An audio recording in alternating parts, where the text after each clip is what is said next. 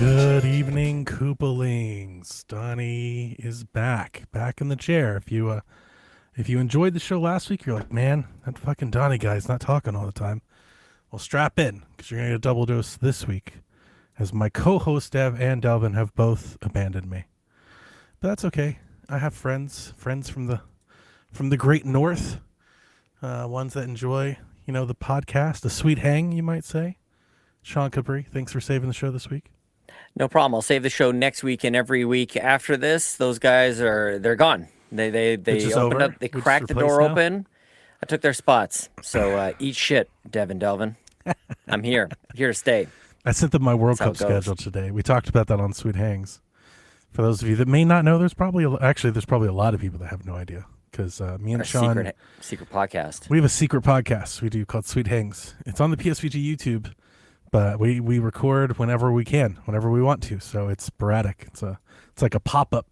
It's like a pop-up mart. You've seen those? Like stand up for the day, sell some cool merch, and go down. That's us. Yeah, it's a flash mob. Yeah. It's a flash mob podcast. So we've already kind of talked about that. World Cup is looming, and today, Sean, was like my official day back in the office. And God damn it. Oh, Sean, I hate it.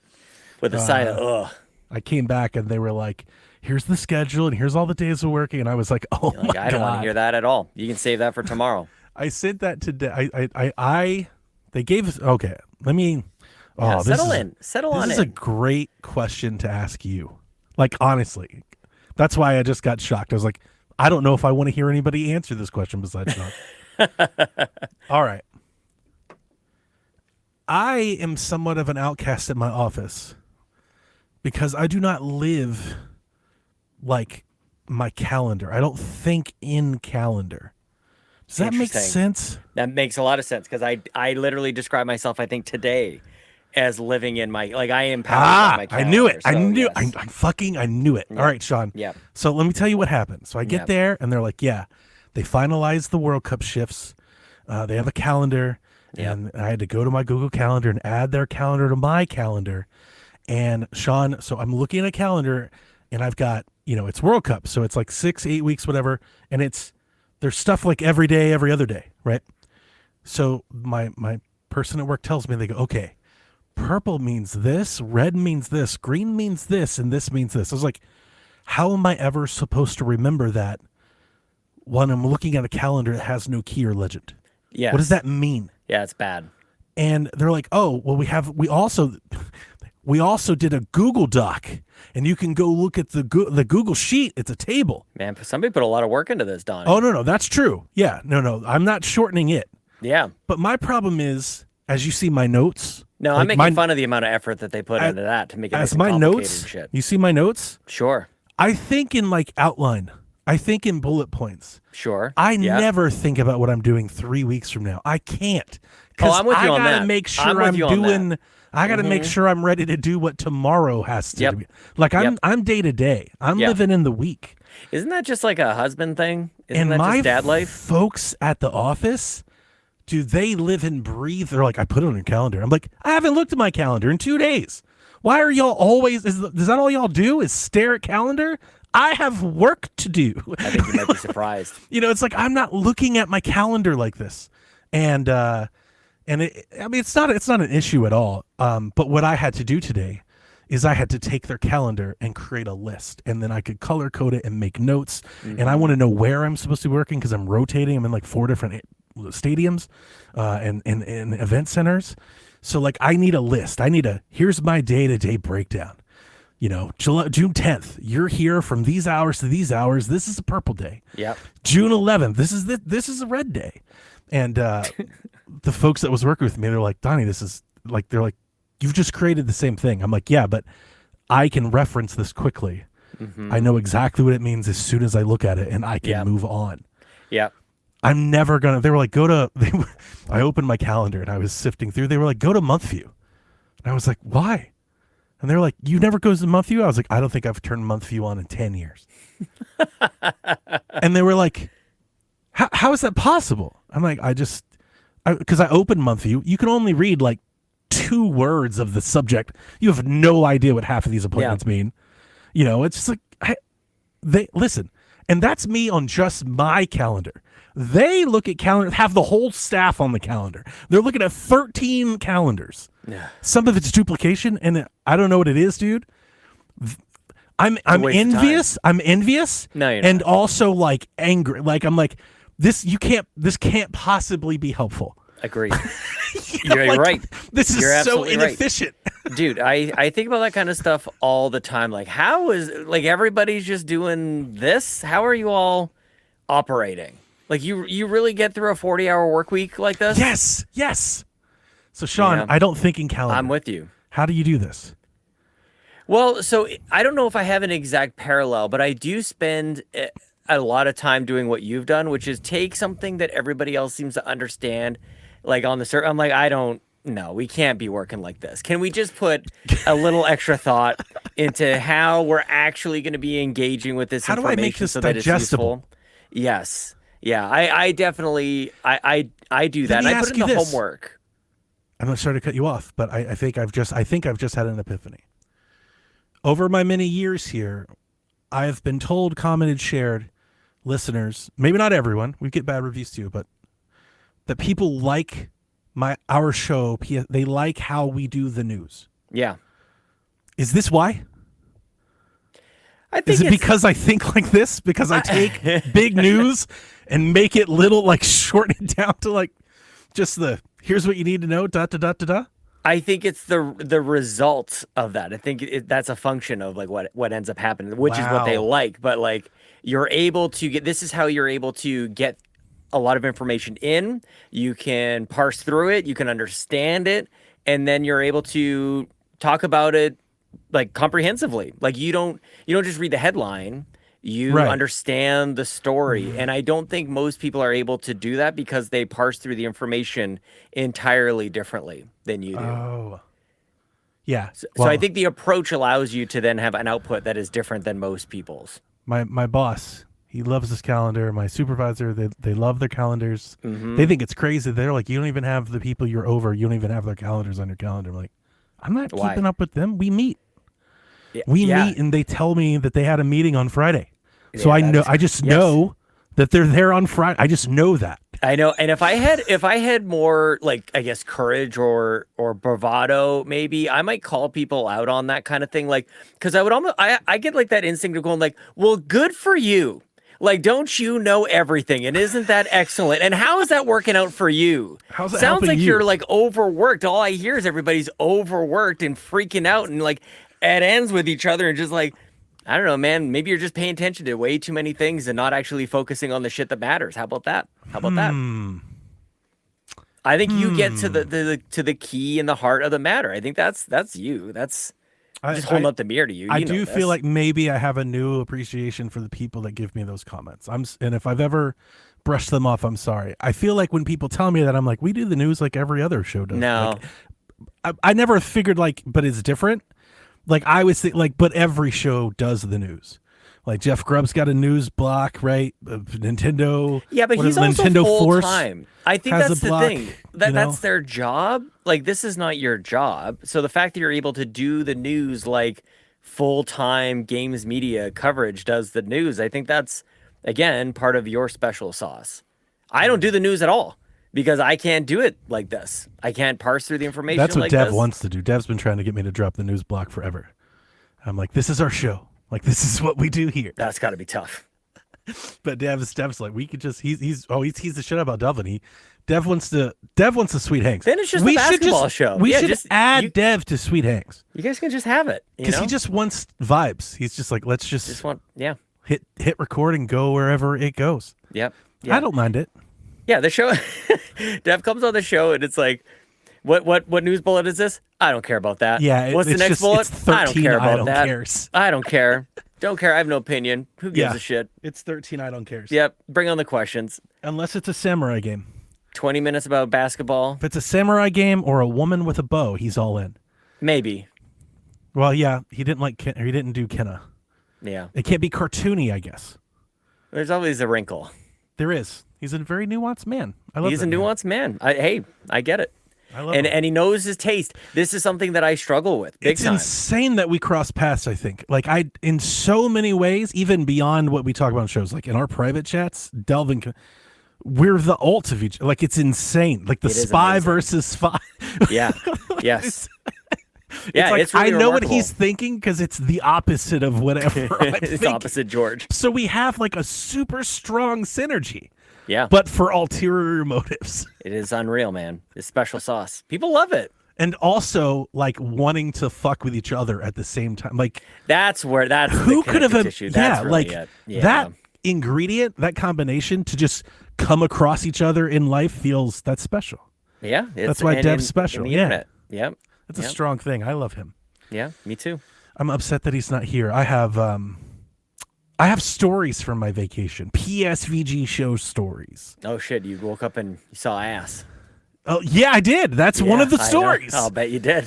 So I saw some graffiti on the bridge just yesterday. I think it said, "What did it say? Eat fast, eat grass, eat ass." Yes, something like that. That's a sweet T-shirt. Yeah, it was on the bridge. It was just spray painted on there. I have a thick thighs save Thought lives. of you guys. I have a thick thighs save lives sticker on my Roadrunner. Oh shit! My wife hates it. Hilarious. I don't think she really hates it. I think she feels obligated to have a. Yeah, like she tells her she's supposed to hate it. Oh, Donnie. Yeah, and this is thigh highs are my demise. It's good stuff. Well, I'm glad I could save your show this week. I'm glad the listeners have something to entertain them. Thanks I was to gonna me go solo. and only me. I thought about it. I was like, yeah. Oh, that would have been better. I've done it once or twice. Yeah, I don't think so. I don't think better. so. It'd be me talking to chat, which would be weird because listeners would have no idea what I'm responding to. Yeah, I'd have to just read the questions. I guess it'd be like. I'm sure stream. At least 1 to 3 people have found out I'm on the show, and they're like, "Nah, I'm good." No, I don't think that. Not you. I'm sure they have. You're the Bob Hope of video games. I've told you and this, you know man. What? I don't care. Their loss. Fuck them, dude. So, do you want to hear vacation stories, or you don't tell me about what your plan? I want to hear vacation stories. You have vacation stories. Let's do that. I have 4 vacation stories to tell. I don't think I knew what I was signing up for here. I don't think I realized there was fucking 4. It won't be an hour. I'm just kidding. All right. So last week, me and my wife went to our favorite beach, and we holed up in a hotel. And I partook in substances, and we went to the beach, and we sat in the ocean, and we went out to eat, and it was lovely. We had a lovely time. We made up for that awful vacation that we went on a couple years ago. We revenged it. But while I was there, some PSVG-like things happened, and I wrote them down to make sure that I wouldn't forget about telling them. All right. So, story number 1, I witnessed a drug deal on the beach. Hell yeah. But here's why it's memorable. I'm sitting in the beach in the sand. I took a TikTok. I did a video. I'm sitting, my Crocs are in the sand. I'm sitting in the beach. Me and my wife, it's at sunset was the word I was looking for. And it's a very remote beach. There's nobody there. Mm-hmm. So when you see people, like they're noticeable. You notice them. Yeah. Mm-hmm. All right. So to my right, I see 2 teenagers. I would describe them as squirrely, like kind of emo, kind of long, kind of greasy. Do you get the picture? 100%. All right. Yep. Mm-hmm. At tops 25, but I'd peg them at like 20, 21. Sure. Yeah. All right. To the left of me, we're on the beach. There's like a little sandbar in front of us, so like a little pool kind of gets created, and then the beach is like 10 yards beyond that. So across the sandbar, there's a guy that I can only describe as like the comic book guy from The Simpsons. Okay. He's in his swim trunks walking in the beach with a hoodie on. Yeah. Right? Yeah. And I don't know it's like a 5-finger death punch hoodie or something like that. Something out of Hot Topic for sure. Mm-hmm. Mm-hmm. All right. He's balding. Yeah. Bald on top. Long hair on the sides, long beard. Yeah. Like the hair just moved to the bottom, like gravity pulled the hair from the top and pulled it to the bottom, like the South Pole. Yep. What is that called when continents move? Like a tectonic shift? Tectonic shift. Yeah. Shifted from the North Pole to the South Pole. All around, 360. All around. All right. I see both of these folks walking. This one's coming from my right. This one's coming from my left. They're 30 yards to each direction. Yeah, but something's going down. I look at them both. My wife making a sandcastle has no idea what's happening. Like she's just doing her just da da da da da. And I just mentioned, I'm like, oh, the drug deal's about to go down. Come on. And she goes, what? I would have said the same thing. I was like, yeah. No, listen, look. Because I felt like I could see them kind of eyeing each other. There was nothing said. God. There was no pointing, but you just get an energy. It's like but you go straight to drug deal, not like maybe it's a Facebook Sean, marketplace I've seen meetup. So many drug deals. I mean, don't they look a lot like a marketplace meetup? On the beach? In the ocean? Maybe. I don't know. The comic book store guy is in the water. I don't know anything about your country. He's walking in the beach water. He's on the beach, right? Yeah. All right. Well. So I kind of get my wife. I'm like, all right. Look. She's like, it's not a drug. Why would you think that? Why would you go to drug? I'm like, I would think the same thing. They huddle up. They circle. A special handshake gets made. Hell yeah. Okay. Guy turns around, drops his weed in the ocean. What? And all you hear him do, and remember, this is the emo kid. He's in like jeans and kind of like Chucks with like a flannel. Sure. Yeah. He goes, no, and goes into the water and tries to get it. Oh my God. No, it's gone. You drop anything in the ocean, it's gone. In the water? She goes, what did he do? I'm like, oh, he just dropped his weed in the water. She's like, oh, no. Like it was, and Sean, the deal happened center. They came from left to right to sit right in front of me. That might be proof of God right there. Just what a theatrical moment for you, like in real life. He did pop up. There was words, I believe I would describe I would read the circle as kind of I need my money back, or like, and the other guy was like, fuck you. You dropped it in the water. What an idiot. So we thought something was going to happen, but they didn't. And I think he paid him again or something, and he went the other way. They eventually broke off. But that was day one too. You didn't want to introduce yourself? You don't want to be like, hey, I'm Donnie. What else you got? I brought tons with me. I was good. Like I don't need to meet strangers on the beach. I ordered mine in the mail like a fucking adult. Okay, I'm not out here buying shit.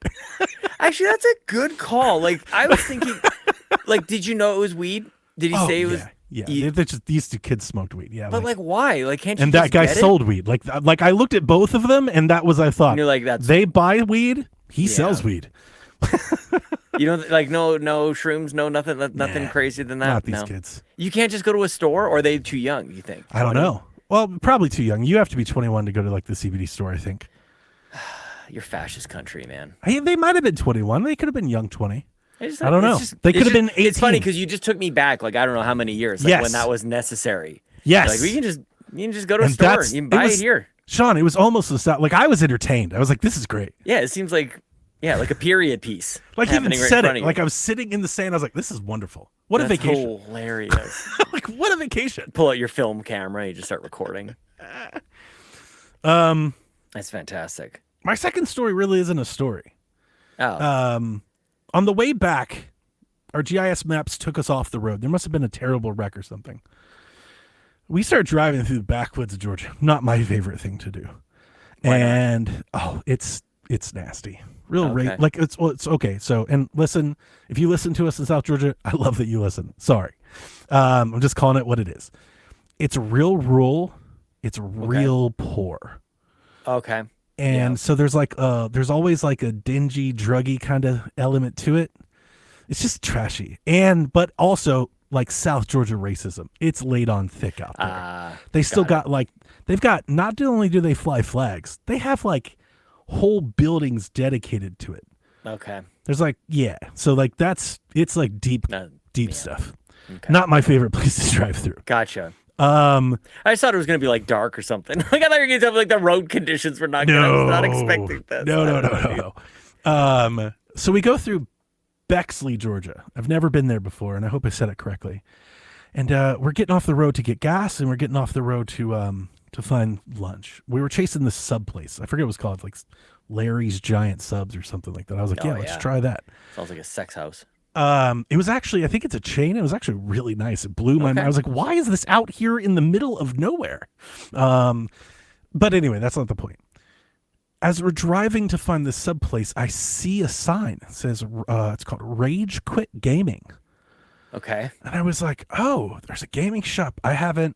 It's hard. One, around my town, a lot of the mom and pop stuff that's been a long time coming. Oh, yeah, for sure. It was 10 years ago they left, right? So it's like GameStop or online. That's like your options here.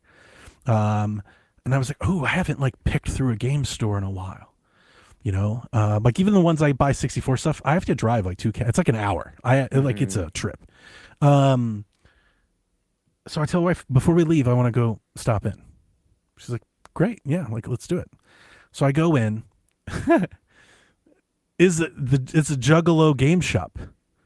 Like Insane Clown, like he's a huge Insane Clown Posse fan. Weren't you just talking about ICP recently? I probably drop a reference to them all the time because in a younger me, a trailer park me, I was pretty into the Insane Clown Posse. And I would also still stick up for them to this day. They're better than people ever want to give them credit for. They have millions of listeners. They can't be as bad as everyone says. Sure. They can be as bad, but at least they're entertaining. Mm-hmm. I have really enjoyed that they've kind of made a real boomerang with TikTok. They're kind of big on TikTok. What the heck? Because they're personalities, Yeah. Right. That's perfect. Like, it's kind of very Gen Z in a weird, strange way. Like, they love that shit. Like, being extra. Yeah. Anyway, ICP notwithstanding. It was just crazy that, like, my wife remembers, like, ICP Donnie. And she, like, we walked in. He's got Chucky dolls. Insane Clown Posse. It's like a younger me. Like we would have been. You? This is it would have been best. We would be best friends. So Sean, we hit off talking. Dude, I was there for like 2.5 hours. Like we just kept talking. I feel like he's gonna show up on the show here. Like I feel like you're gonna hit a button and another square is gonna pop up. He's got like DBZ statues around. We're talking about the DS and the 3DS. I love that you went in, dude. I love that. Like you're like the guy who's like you're on vacation with your family. There's like a world's largest like baseball bat or something off the side. Let's go check it out. Yeah, why not? What? When in Rome. Good for you. I was just like, maybe he's got 64 shit. Like, let me comb through. Yeah. Sean, I have a complete in-box copy of Hexen for the Nintendo 64. Do you just got it from there? You got it from there? Got it from him. Dude, of course. That's perfect for you. That's amazing. Yeah. I feel like you've been talking about that for a while, about Hexen. Jeff Grubb put me onto Hexen. I never knew it. When it came to Xbox, I feel like it kind of hit you. Like it was it was before that shooter was happening. But yes, I love the remaster. Have it on Xbox. Have it on Switch. Bought it everywhere. Just like Quake. Just like Doom. Yep. I was talking to Jeff on one of the first times he came on about how into the boomer shooter shit I was. He's like, "Oh, you got to get into Hexen." And I was like, "Yeah, what's Hexen?" He's like, "It's Doom, but like wizards." And I was like, "What?" And I immediately bought a reproduction cart. Because they could be hard to find, and and so I got a cheap repro just to play. I didn't even know if I'd like it. Yeah, and I really liked it. Complete in box you got? So yeah, I walked in. He had 4 complete in box N64 games. Rules. Hexen's a weird game, dude. Like it's not a typical experience. It's got weird colors and graphics. Yeah, I like designs. it. I like it a lot. Jeff, he nailed it. Yeah, I was just like, oh, this is the shit. I love playing on the Switch. I play it. It's one of those go-to like. Play it for a level type games. I like Hexen more than Quake. Not more than Doom. Really? Not close, but I do like it more than Quake, and I feel like that's a hot take. I don't know if it's a hot take. I think it's just it I just don't think that's a popular. Yeah, it's minority take. Yeah, it's definitely. I mean, Quake is Quake. Like it's right. And it's not that I don't like Quake. It's just like I don't know. I don't know what it is about Quake. I like Quake too. I don't really even consider Quake. This is my hot take. I don't really think about Quake. Like I don't think about you at all. I think about Quake 2 a lot. It's like Quake I'm just 2 not for sure. I think it's like the universe of the world I'm not as into.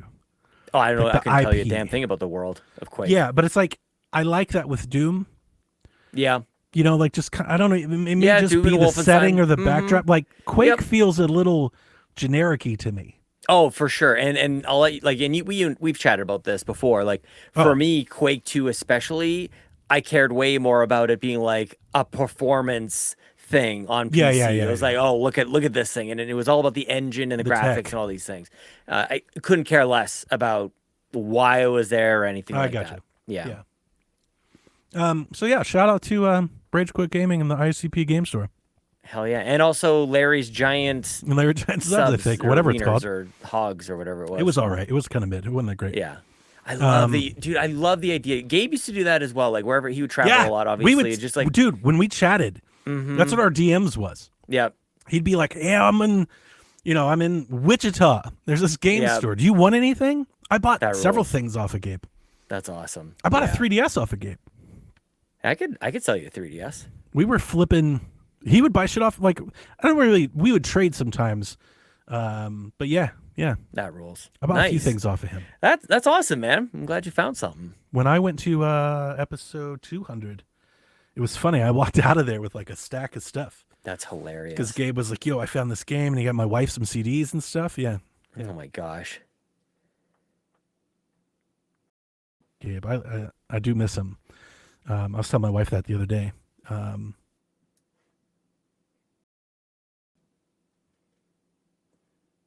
I know that doesn't make sense. Hang on. No, you're just cutting out for me a little bit. I'm trying to parse it out. Okay. No, I was just even thinking out loud. I think listeners would be like, that doesn't make sense. What I'm trying to say is that like there was like it was a real good fit. Like as like what we discussed, and like it was like on that, it was kind of very siloed. Like it was 98% gaming. Yeah. It was just like, how's your mom? Family good? Right? But it was mostly gaming. It was 98% gaming. Kind of amazing. I don't know if I have anybody that I talk about 98% gaming. We shared so many of the same game. I've never felt someone that connected like our game libraries felt similar, like very similar. He used to always be like, he'd send me links to indie games. I think you'll like this one. And I loved it. And I would do the same. It was just like a lot of that. It's like, it felt like gaming partner perfect match. I feel me and Gabe. I want that. That it was cool. Because it was like, and I'm kind of close with that actually, like in PSVG. Not quite on everything, but I share a big Venn diagram with Kyle. Oh, yeah. Like when Kyle says, I like game, I go, I need to buy this game because I also will probably like it. Yeah. Me and Gabe were like that. If I told Gabe a game sucked, he'd be like, I'm not even going to touch it. Yeah. And it's vice versa. I'd be like, oh, dude, you got to play this one, though. And he'd play it. It's like, like we got that very well. Oh, I love that. Damn. I wouldn't trust a video game review, but I would trust Gabe's. I don't know if that's possible for me. I feel like I don't know. It wasn't even that we liked the same thing. It's like that we knew exactly what the other person liked. I had that with a number of people. I know what a lot of people like. Yeah. But there's definitely, I don't know. Because I feel like I change day to day. So how is it possible? And to maybe hit it a little harder, an equally devout shared love for the golf game. Oh, for sure. Yeah. It was a lot. Yeah, of that that is another level. Like I like golf games, but you guys are on another level. Nerd together. It's like, dude, it's like we found each other. Yeah. Yeah, it was a lot of golf. Maybe 30% golf talk. Game talk. I can't tell you the amount of golf games I've bought on Steam just to try because me and Gabe were like, did you see this one? Of course. We did a thing on the Nintendo Drive this week, like an over-under how many games we each own that we've never played before. Oh, that's it's like, is it over-under 10? Is it over-under 20? And I'm like, 10 is really low. That's what I thought. Thank you. I'd be amazed if I'm like, what? No, it's like 1,000. Yeah, call me in an hour. Just keep going. Like, let me... Like, we're not even in... 10, 20? You need to use bigger increments. When I sorted it alphabetically, we were over 10. We weren't even in the B's yet. Like, it was so quick, dude. 100%. I'm like, first game listed. Haven't played it. Is that just Steam? Yeah. No, this was on Switch. This is on Switch. On Switch? Not even your main... Not even Steam. Wouldn't even have been... Steam would have been way worse. This was on eShop. I'll tell you, one thing I hate about the Switch UI is that the virtual game card and, like, the only ability to search for a game you have is to open the eShop and search. Tell me about it. It drives me mad. I'm like, I have so many tiles to sort through. Mm-hmm. Yep. But anyway... Yeah, we collect games and play them. It's two separate hobbies. I need another copy of Hexen. My 5th copy of Hexen. There you go. Hey, I was gonna buy the Mummy Demastered is on sale on the eShop right now. I recommend everybody check that out. It is way better than who cares it about has any right to be. Well, yeah, because it's attached to the Mummy with Tom Cruise somehow. But it's really just an action game. It's just a 2D side-scrolling action game with, I think, some Metroidvania stuff in there. It rules. And it's like $5 right now. And everybody should buy it. Whoever's listening to this is my recommendation to you. And I'm about to triple dip on this sucker. This game is amazing. That's real recommendation. Yeah, that's the one. Yeah. I just bought Lego The Hobbit just to have on PlayStation because I was talking to Rob about Lego Lord of the Rings. Oh, I'm one slightly inconvenient and bad day from just going on a Lego game collection. It's really fun. Oh God, I love the Lego games are wonderful. I saw Ed Placencia was streaming Lego Batman, the new one. Yeah, and it's like, man, they haven't done like this style Batman or this style Lego game since Lego Cindy Undercover. Yeah, and like everybody missed that one, but like, well, yeah, I mean, I wouldn't count it, but they did the Star Wars collection. Like as a whole, that's a pretty robust package. That's not what I mean, but you're right. Like I know, it's higher tier, but I just mean like just a kind of open world-ish, like behind the back kind of thing. Jurassic World. I don't know if that was before. I think it was after. Mm-hmm. And that is an open world Lego game, like almost to like a bad degree. Yeah. Lego like City did it rules, better, dude. Yeah, City did it better. Yeah, for both, and it was different games on 3DS and Wii U. Dude, they're different. 3DS, like. Where's he going? I can't reach it. I have Lego Lord of the Rings. It's Lego Lord of the Rings is my favorite, like one of my favorite. I had that for games. Vita. I have it for like Vita. I'm just kind of always like if I'm in between games or if I just want to hear the music or that's what they're good for. I want to see the movie without watching the whole movie. Oh, I put the movies on all the time just to fall asleep to. I will fire that up and just kind of Lego around for a little bit. Yeah, that's good. That's good nice. times. All right. This one isn't nearly as big a story, but for those of you that have been around a while, you heard me tell my story the first time we went down there under Hurricane Helene and the hurricane that came over the island. Well, Sean, we didn't get a hurricane, but we did get a storm. Now, here's the funny thing. I was sitting on the beach, same day as I saw this deal go down, and I was trying to light my pipe, and I couldn't because the wind was blowing. And I tell my wife, I go, and I got like a butane lighter. I couldn't. Damn. And my wife goes, I kid you not, and I quote, "That's okay. The wind will die down soon." A storm came up that evening, and we had sustained winds of 50 miles per hour for 20 straight continuous hours. I have never seen the wind blow. Like, Sean, there wasn't pauses. It just blew. It was a constant. It was insane. You had a cosmic... Like, you had a divinely intervened vacation. That's what my wife was like. You had a drug deal happen. Maybe we shouldn't come to this beach. I mean, I don't know. It also sounds very like, are you sure you didn't, like, how close is Florida? Did you accidentally get into Florida? Oh, it's right near it. It's like right on the line. Yeah, you could have, it did. I didn't mind it at all because, like I said, we talked about a little about Sweet Hanks. We were watching old movies. Yeah. Sweet. So we just used that time to hole up in. We ordered room service. We watched a bunch of old movies, stuff like that. And then here's my last one. And I really hate that Delvin's not here. I hope he listens to the show. The first day we get there, I sent my wife to the resort club to get a massage. Treat her. She deserves to be treated. And I go, hey, I'm going to go to the pool. She was great. Hotel we're staying at has 2 pools. You can go to either one, but there's 2 of them on opposite sides. And you could clearly tell which pool was which, because on one side on the right side, nobody's in the water. It's like 20 old people laying out, just being quiet. There's no music, anything.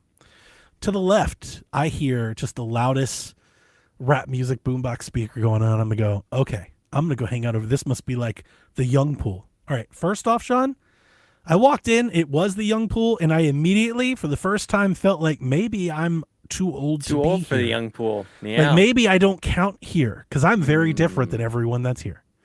But that was the second day.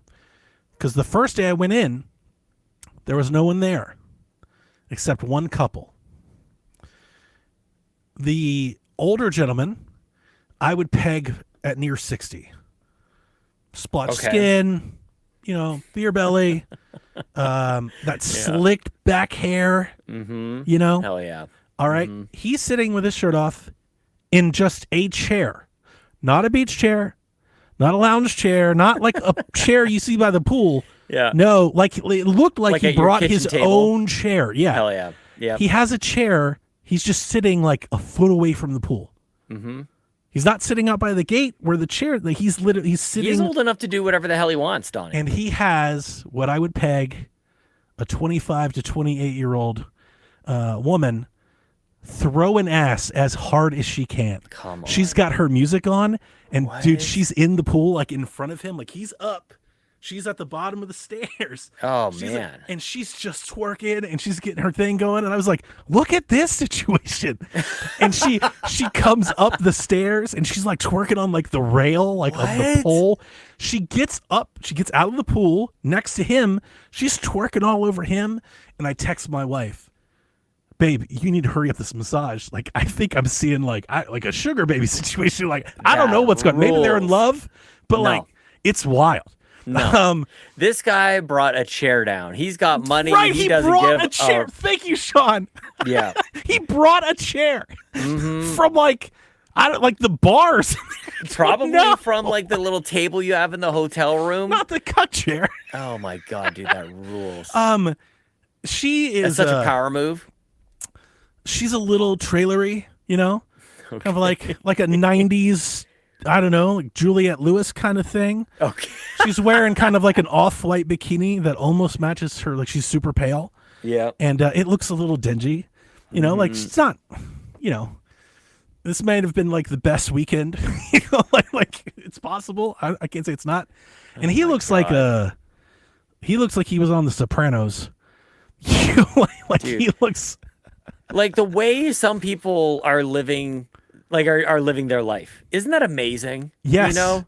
Like it's not I'm an avid like people watcher. If you can't tell, rules. I very much enjoy this. Oh yeah. So I just grabbed a chair in the corner of the pool. Bag of popcorn. And I just sat there.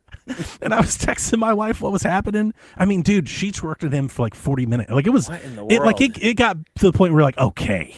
Yeah. Like this is okay. How much does this cost? That's all she did. It just kept going. Like she went through. Maybe she's having a good time. I would say 40 minutes might be exaggeration. At least like 8 or 10 songs. Like it just kept going. Sure. Yeah. You know, it's beyond novelty at this point. I just want to point out we have been going for about 40 minutes. So imagine. Yes. Yeah. It's not that. It was long. Yeah. Yeah. It was at least 20. At least. And you're just at least you had a good sit by the pool. Like unsustainable twerk. Yeah. Like consistent. Like those wins. Never stopped. Not like those wins. It just kept going, man. Holy shit. I was like, this is insane. And then I kid you not, he goes, all right. And oh, by the way, making the situation really weird, he had no reaction. Yeah, of course. He wasn't like, like nothing. Mm-hmm. Yeah. Emotionless, just barely mumbling to her. Yeah. You know, like you hear everything she says, you hear nothing this man said. Yep. He like whispered the whole time. Yeah. You know, he does this. He puts his hands on his lap, like goes like this. He goes, he stands up. He slides the chair back like he was pulling out from a table, like so we could walk by it. And he just walks away. And she gets up, she packs up all their stuff, and then she just goes off. It was bizarre. Fantastic. Bizarre. These are PSVG ass stories. Yeah. Oh yeah. Yeah. I was like, this is insane. Well, and again, you are here to make up for the fact that Delvin isn't here. I got to do double duty. Yeah. So, great vacation. That's hilarious, man. Oh, man, I need a vacation. I went for a walk today. That was about as exciting as things got for me. Hey, don't sell yourself short. I saw your post. You got like a 10-minute marathon or something like that? No, it was a 10K. I did 10 kilometers. 10K in under an hour. Hour? Yeah. I couldn't do that shit in under 5 hours. So, oh man, you know, I saw wonderful. there was a fire nearby. I can tell you that much. Somebody set a tree on fire thanks to some fireworks, and then somebody came. They obviously have put it out. Everything's charred, and it looks kind of neat and crazy. Kind of gnarly. And then in just classic suburbia, somebody put up a sign that said, "Hey, don't have fires here. It's not allowed." Because look what just happened. The shit's charred. You almost fires. Burned down the neighborhood. With a cross out. Exactly. That's exactly it. Actually, I should look. I'm pretty sure there's like a flame with don't do this. Yeah, that's exactly what happened. That'll take care of it. They should have like Charizard and have him X'd out. Dude, I'm telling you. Like it burned the sign behind it that says put your dogs on a leash. So that's a really bad sign. Nobody can read that if they're driving by. No, it's on by the walking path. It's just okay. There's just open space back here. It's just funny. Just like I just love that the solution is signs. I would love a good teenager to ruin that sign. That's what I would do. Oh yeah. I like you just begging for it at that point. I'm like, oh, you've made this too easy. Way too easy. Yeah. Yeah. Light that sign on fire. Apparently, it was fireworks. I would just graffiti fire on the sign. Mm-hmm. That's hilarious. Oh, man. Yeah. No, I need to get out of here. I need to go on vacation, but no time soon. Are you playing anything? I'm playing a lot of Forza Horizon 6. Tell the listeners about it, because none of us have been playing it. What the hell, man? What are you guys doing? I don't have anything to play it, so... I know. What the heck? Like, I will play it one day. I also, if it was out right now and I had my Steam, I wouldn't play it right now because I'm playing other stuff. Even if I could play it, I wouldn't play it. Right, but I have an easy excuse that I actually can't play it at the moment. So it seems to be wildly popular, and it's really interesting because it's the best car game in the world. I mean, it kind of is. It is. No, it is. And well, here's the thing. I think that was more of a bold thing to say, more of a proud statement, I guess, like at Forza Horizon 3. And I think it was just as true then as it is now. But I say that, like, we used to have Need for Speed. We used to have the Crew. True. We used to have contenders. Now it's the best one by default. There's nothing else. Yeah. There's nothing else even remotely that can even touch it. What? Turismo. Well, it's different. Like, and that's on the simulation side. It is different. I still think you don't have to split genres. Horizon's the best car game in the world. I think Turismo's the only game that really holds a candle or offers something as good as Horizon. Sure. But I also just don't think it's nearly as compelling. I think that's proven now. Well, I think it's amazing how accessible it seems to be, and I have completely underestimated like the mass appeal that racing games might still hold, because I've played them for as long as I played video games. But for whatever reason, I've kind of always held them as like a little niche. Like, not entirely, it's overstating. I know exactly what you're saying, yeah. But it feels like we're off to the side over here. They're not talked about. Games.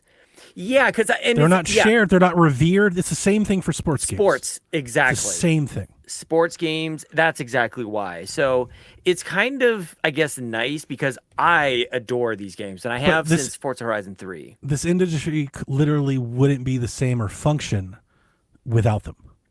They're such a foundation of the whole industry.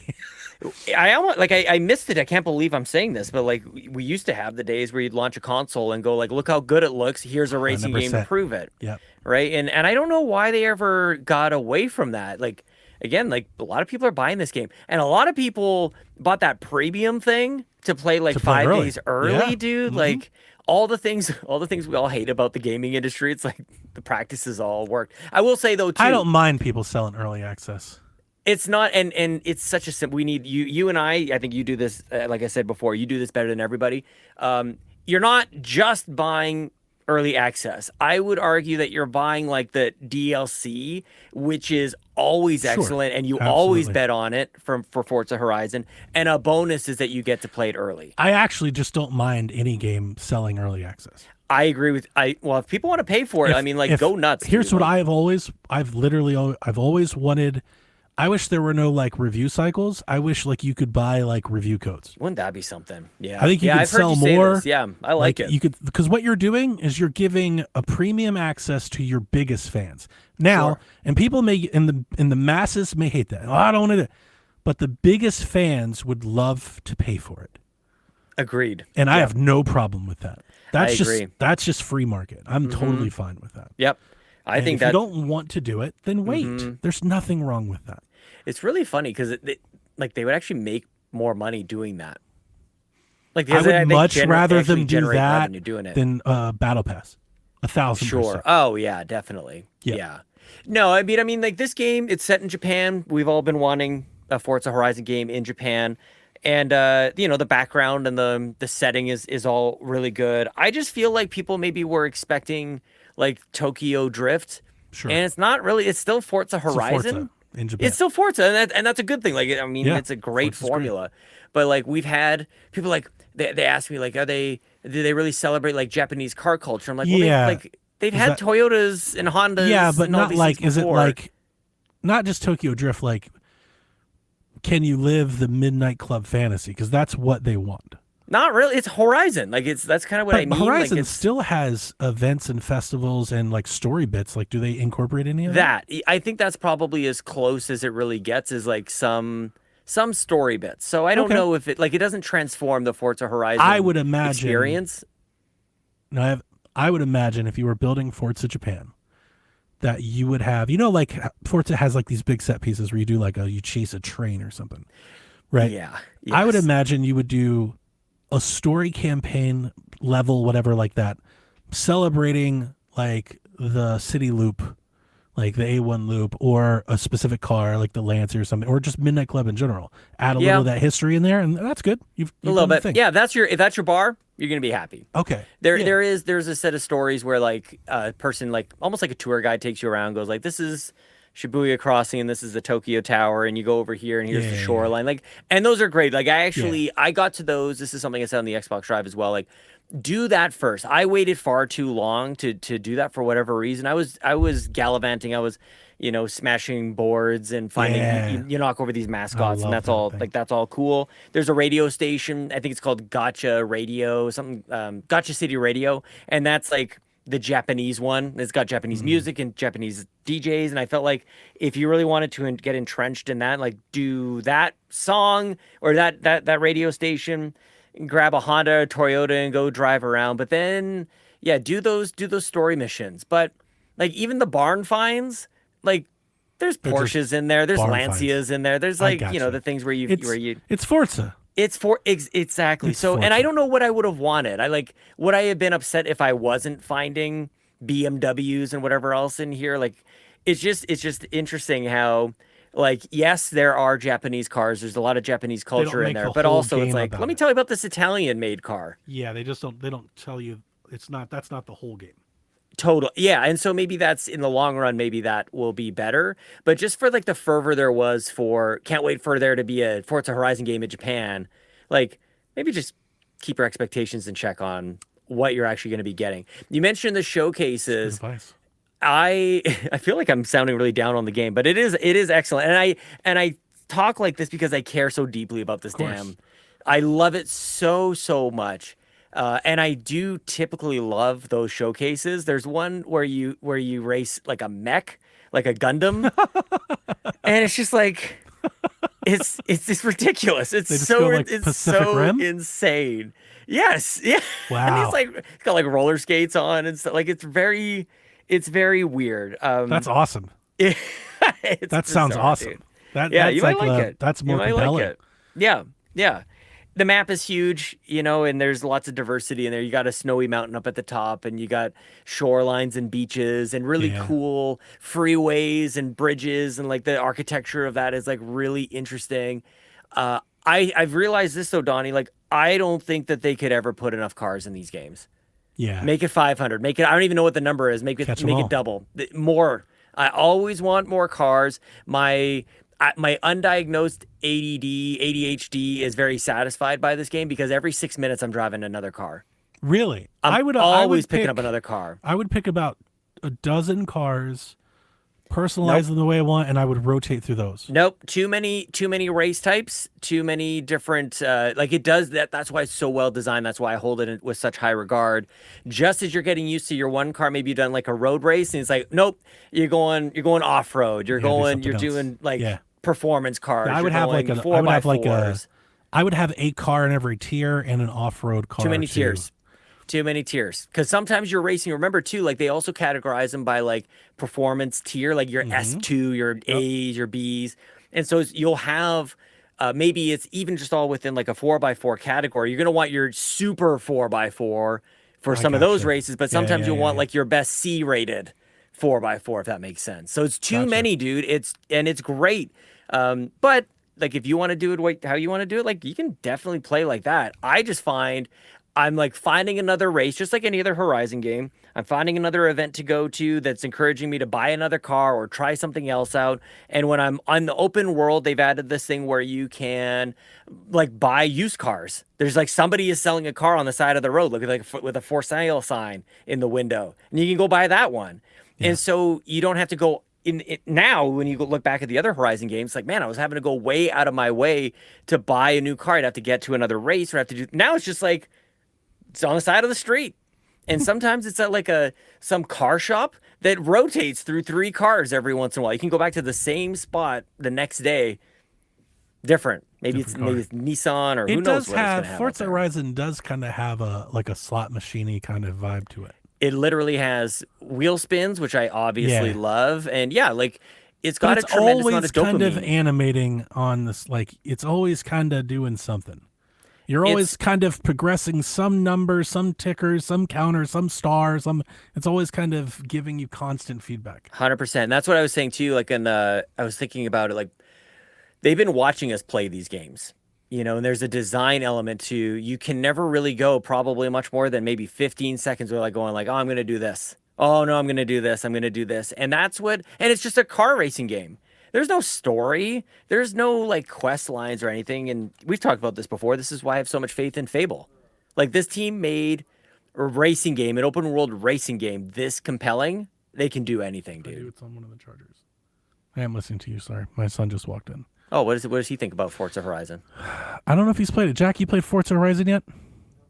Like the external batteries, Jack. Not any of that. I usually give your mom one, so it's probably on one of those. He hasn't played it yet.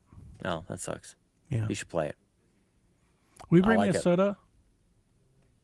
Thank you. What kind of soda is he going to bring you? Like, that's very general. I think we only have one kind right now. Okay. I should say pop.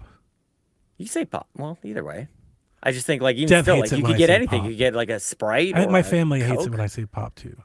They hate it when you say pop? Yeah, my wife doesn't like that, too. Oh, we say pop. Yeah, it gets shamed. I understand both. Yeah. Yeah. To me, they're like, I think I grew up kind of saying it all. Sure. It's kind of whatever came out, whatever I felt like saying at the moment. I didn't realize that we were drawing camps on how we refer to soda pop. Oh, there's camps apparently. Yeah, no. I've been made well aware we did this of in Discord camps. once, and we know. Well, but the thing I said pop a lot more when I was in Ohio, and then it was the Coke thing that I learned. Yeah, everything. When people say Coke, it could mean Sprite. Like, what? It really. No. I've never really encountered it here. I think it's like it feels like a wives' tale. I think what it is that I agree. Coke here, is, like in Georgia, Atlanta, Coke is so popular because it's where it's from that everyone just orders Coke. Yes, and they mean Coke. And they mean Coke, but it just feels like it's all the time. So I think that's what it is. No, I've never seen anyone order a Coke and want a Sprite. I've never seen it happen. And we don't even have Sprite anymore. Maybe it's an internet. Remember we lost Sprite? We did? What? Yeah. Right? Didn't we? Or what was it? Sprite? No. Sorry. Sierra Mist. Oh, Sierra Mist is gone. We lost Temu Sprite. Yeah. That's wild. That sucks. Yeah. Do you ever think about like they just rebranded a whole soda? They're like, it's just not called that anymore. Think about that all the time. I heard Dr. Pepper took over Pepsi as the number 2 soda. I love it. So that's my vice. I love a Dr. Pepper. Dr. Pepper's good stuff. Dude, this damn McDonald's and Taco Bell are doing the dirty Dr. Peppers where they put in a little cream. Oh, yeah. To die for. Yeah. It's good stuff. It's good stuff. Not to die for, but it's better than regular Coke. Maybe to kill for. Definitely. Somebody else can die for it. Yeah, so Forza Horizon's great. It's excellent. It will not leave my hard drive until Forza Horizon 7. I think it's good that you point out just how much it is still just Forza. I think you're right. If the people are jumping in only because it's Japan and they're expecting Japan game, that might throw them off a little. And that's going to differ from person to person. I've heard some people jump in and like, I just wanted to see Mount Fuji in the background, and that's good enough for me. Have at it. The C1 loop, by the way. I think did I say A loop? It's the C1 loop. I have no idea what you're talking about. There's a Midnight Club, giant Tokyo night races, the loop in the city. They have it in the game. I would imagine there's a whole story about it. If they didn't, that's a mistake. I haven't encountered it, but they should have made a point to point that out because it's kind of infamous. The thing is, like, there's so many different ways to play this game. Like, you could just ignore every single flashing light on the map for you and just spend 30 hours like finding all the roads. Like that would be satisfying to collect you. Collect the boards. Sure. I like the collectathon. I did that more than the races or the events because to me, Forza's more of I love finding new music. So it's a chill, let me just drive around and listen to the radio stations. Yeah. Or it's like I like racing. I like doing the leaderboards. I like finding a jump or a top speed or something and like trying to knock you or Mo or that was my thing. I could care less about the showcases, to be honest with you. Yeah, and I'm not going to get a whole lot of sympathy for this, of course, but the majority of my time that I spent with it was during the review period before the game came out, and so nobody was on the leaderboards. I had one person, and he was kicking the shit out of me, by the way. Like, I just couldn't catch this dude. But then as soon as the game came out into early access, and it was an entirely new experience for me. Like, it was like, because real people start populating the world. People don't realize that. Like, you've got to be online to play this game. And real people will show up on the map. You can go challenge them to a race or something, or you can chat with them and do things like that, start a convoy or whatever. And that's all good. But then also there's the drivatars, like all your friends who've played Forza Horizon, they'll show up in your races. And I continue to think that's just one of the coolest things that they ever did. Like, I think just it appealed to me random AI bot. In a very similar, and I absolutely agree with you. It is. It's one of it's the differentiator. It's kind of what sets that apart. Totally, yes. And I think Forza Horizon scratches a very similar stitch that Grand Theft Auto does for me. Yeah. That I can listen to. I can listen to my radio. I can listen to the game radio. 100%. I can listen to a podcast. I'm kind of like mindlessly meandering around, just kind of like, ooh, that, and then just go do that, and ooh, that, and go do that, instead of it like being dictated to me. There were times I would play Forza Horizon and just be like, can I drive my car over that? Like, I would just be like making up my own fun. Like, what's over there? Oh, yeah. Like, just what's over there? I'm not trying to go to a raid. Like, what is over there? I don't even know what's over there. Yeah. I did it's about as close to like Driver. Like, that was a game kind of similar. You just drove. I loved Driver too. That was my shit back in the day. Yeah. There's a lot of layers to it. A lot of different games within the games. If you really get into, I'm never really great at talking about these kinds of things, but like I thought that there was seasons in some of the other games, and I don't know, maybe we're just in summer for a long time. I haven't seen that like flip over. Oh, okay. I know you know what I mean? Like every now and then it's like, oh, here's there were weather, seasons. In but 4 also, there were seasons. Yeah. Oh, it was a big part of 4 for sure. Yeah, I haven't played in a couple days. So I don't know, maybe it got turned on when it released. I haven't played it since it's like now full release. So maybe something has changed. But it did seem like there was more of that like battle passy type of stuff before. I'm actually not seeing too much of it. Like, you've got 5 days to do this, this, and this. I hated that.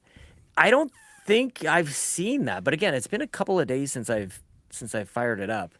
Because once I put the review out, then I'm like, I can get back to whatever else. But truth be told, I'm in an absolute just tailspin as far as like my attention span when it comes to playing anything right now. I did my review. I'm good, but like I'm just like I need to finish something. I need to latch on to something. I'm in a I don't know, dude. Play mixtape.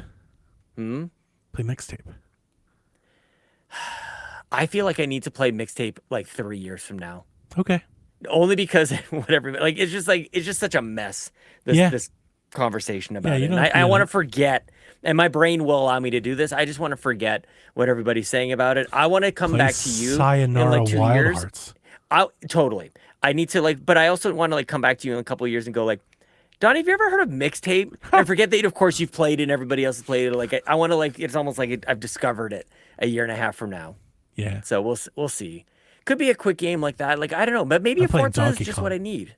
Could play Donkey Kong. I'm being encouraged for like 8 hours the other day. What about Breath of the Wild remaster, like the Breath of the Wild kind of thing? So good. Just start that, try that all over again. That's a big start, though. That's a big commitment. Yeah, I know. I don't know what to do. I've also got I do this thing.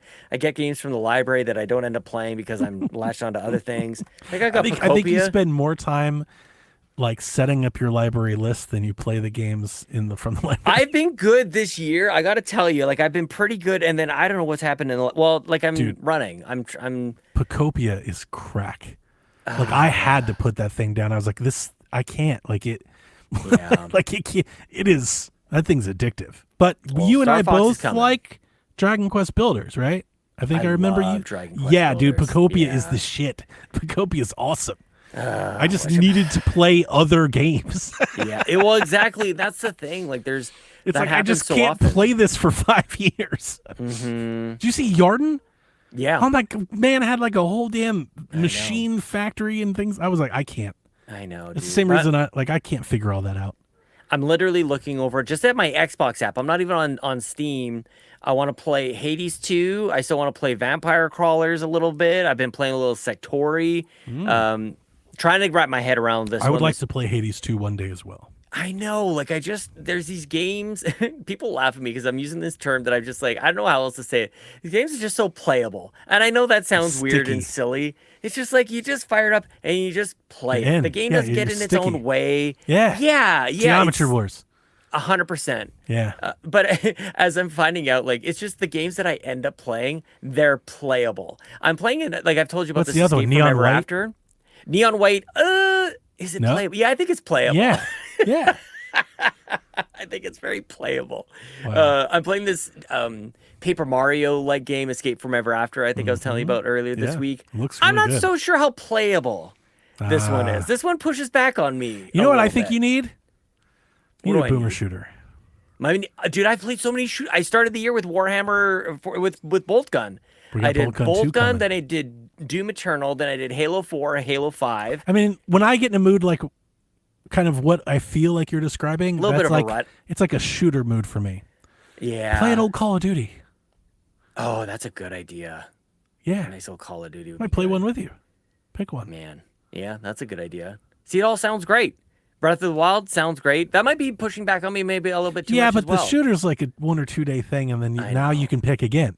Mm-hmm. But you get like that tactile. Yes, it gets you back into something. I need to roll credits. I'm playing the Sectori game. I'm not finishing Sectori anytime. Yeah, that's not happening. Fashion some of Police these Squad is great. I've convinced myself some of these genres of games don't even have an ending. Dusk. That they clearly do because people talk about finishing them. Like, I don't believe that Hades 2 has an ending. Nope. Yeah. People just keep playing it forever and ever and ever. I was watching Lincoln play Minecraft earlier today, and I'm watching him because I'm really trying to understand because Minecraft never clicked with me. Watching him play, and I'm like, okay, like, it's neat the things that you're able to do, and he's trying to understand all these codes and executions, all these different things. I'm like, I still don't understand how you can spend hours and hours playing, quote unquote, playing Minecraft. And he's trying to figure this thing out, and I realized 20 minutes later, I'm like, I am into this, like, trying to figure this out. Like, I get why a kid might want to do it. Now, I'm not necessarily sure I would do it, but I was like, I really want him to figure out this code. It's like he's got like some sort of toggle that if he programs it right, he hits a button and his 2 cats appear, I guess. And it works in one spot and it's not working in another spot, and he's trying to figure out why it's not working. And I'll tell you, Donnie, I didn't look away for 20 minutes. I'm like, I'm invested in him solving this coding situation. Show me, son. Yeah. I've seen some stuff like that. Yeah. It was neat. Still not sure I would play Minecraft, but yeah, I would. That's as close as I got to it. Yeah, Jack was pretty big on that. Jack was really big in Sea of Thieves for a while too. He really helped me understand a lot about that game. Jack played Sea of Thieves for like 600 hours. Like, he was. That is crazy. Oh yeah, no, he's deep. It's like all he played for like years. Like, what? Him and his friends were on it like every day. They legit loved it. He showed me they were locking people up and taking their shit. Well, same with CJ. It was like from Bully Player Simulator, Podcast, man. Dude, he just loved it. He couldn't get enough of it. Yep. Like, I've spent so much. Like, he's got sales and all kinds of shit, parrots and stuff. You know? I mean, I've had those summers. I've had those, like, it's irrational, like liking the game loop. I get that. I guess that's as close as I can get to it. I'm the same way with N64 wrestling games. I was gonna say N64, like Star Fox 64. Star Fox. That's a good one. My common, like, the way I talk about it is like they had 2 maps and one of them was good, and we played the shit out of multiplayer Star Fox. Mm-hmm. 1 map, 1 mode. That's it, over and over and over again. It was the Independence Day map, we used to say. Like this big mothership coming on down. Yeah. Oh yeah. Oh, can't wait. But I had a lot of time. Or had a little bit of time between vacation and whenever like Yoshi shows up, whenever Bubsy shows up, whenever I get Lego Batman. So all that's kind of happening now. What are you saying? Bubsy? Yeah. I ordered Bubsy. Happening? I pre-ordered Bubsy because I'm real excited about Bubsy 4D. This is crazy. I pre-ordered Yoshi, and I'm waiting. I'm going to play Yoshi first, Then when I've had my filler, I'm done with Yoshi. Then I'm gonna play Lego Batman, and then hopefully sometime before World Cup or during World Cup, I want to play PUBG. Yeah. And then that'll get me to Star Fox, which I probably won't be playing until like July. See, and you say this, and you'll hit your marks. I'll try. You'll do this. But I looked at my World Cup schedule, and dude, it's that's if I even want to like be awake when I'm not working. Yeah, no kidding. We'll see. But I'm gonna try for sure. Yeah. But I gotta get you talking with Seth. I don't even care if it's on my show. It can be on his channel. It can be on wherever. Like, I want to hear you and Seth. He's gonna get Yoshi as well. And I don't know that there's a whole lot of people saying that. Dude, yeah. That's why I bring it up. That's good. Yeah, everyone, not everyone. Like we say everyone, we don't mean everyone. Yeah, you know. Yeah. A majority of people really hate Yoshi and hate on Yoshi, and I've never liked it. And I stick up for it on Shaq, and this is not a new thing. I did it the last Yoshi and Yoshi's New Island, and yet like I don't understand. I think Seth is your guy. I think I said something very pointed in our Discord. Somebody said something about Yoshi. I think they shared like a bad review. And they were like, like, sorry, Donnie. And I was like, why would, like, one, I wouldn't care about any review, period.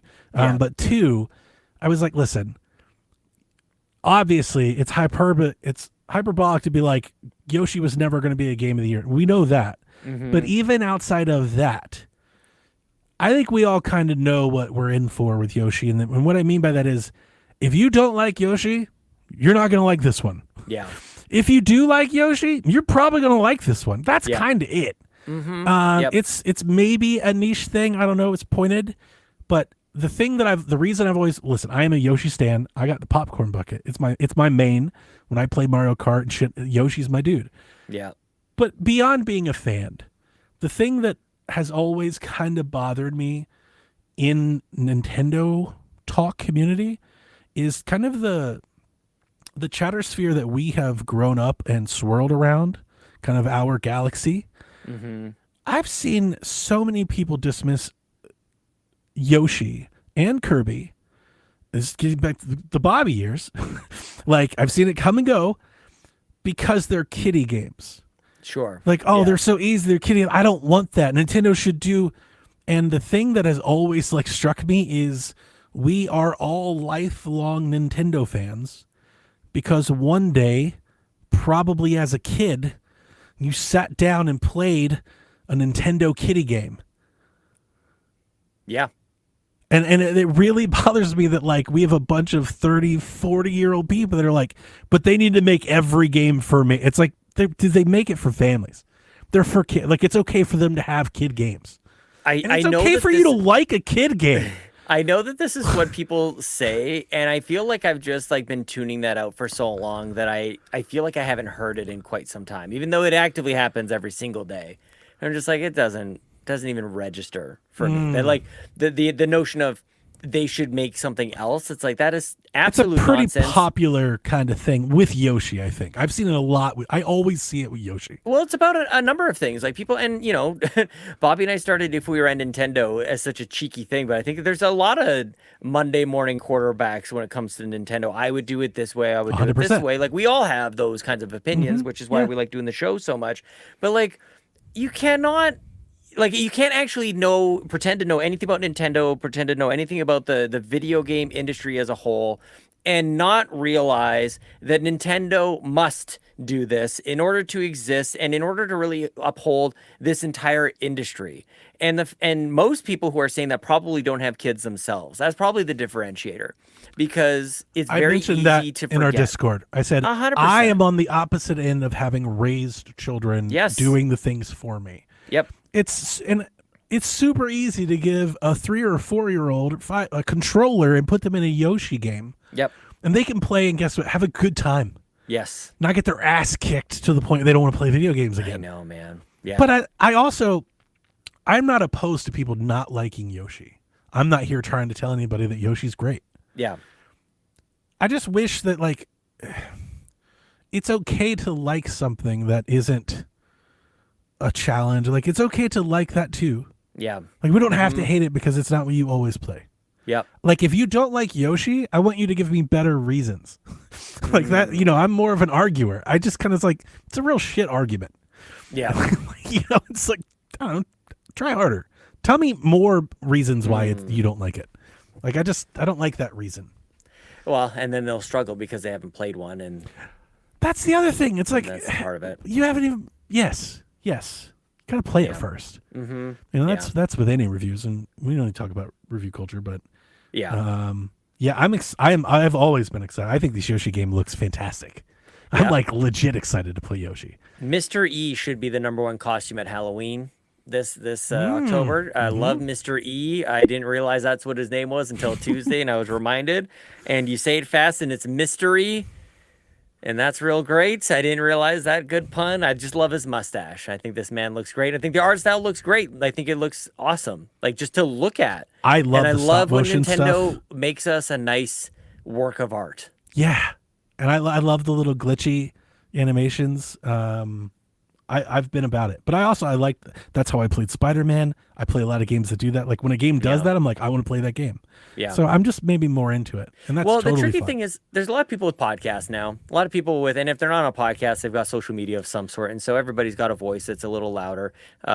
Garrett Bland in the chat pointed out, I don't like and don't play a lot of games that just don't say anything, and that's very seldom. That almost never happens. Yeah. A lot of people don't like and don't play a lot of games, and they say a lot of stuff. It's the dismissing of like, it's like all child games should be mobile games or something. It's like I don't buy into that. I would actually inverse the statement. You're like, they don't need to make kiddie games. I'm like, you know what? PlayStation and Xbox need to make more kiddie games.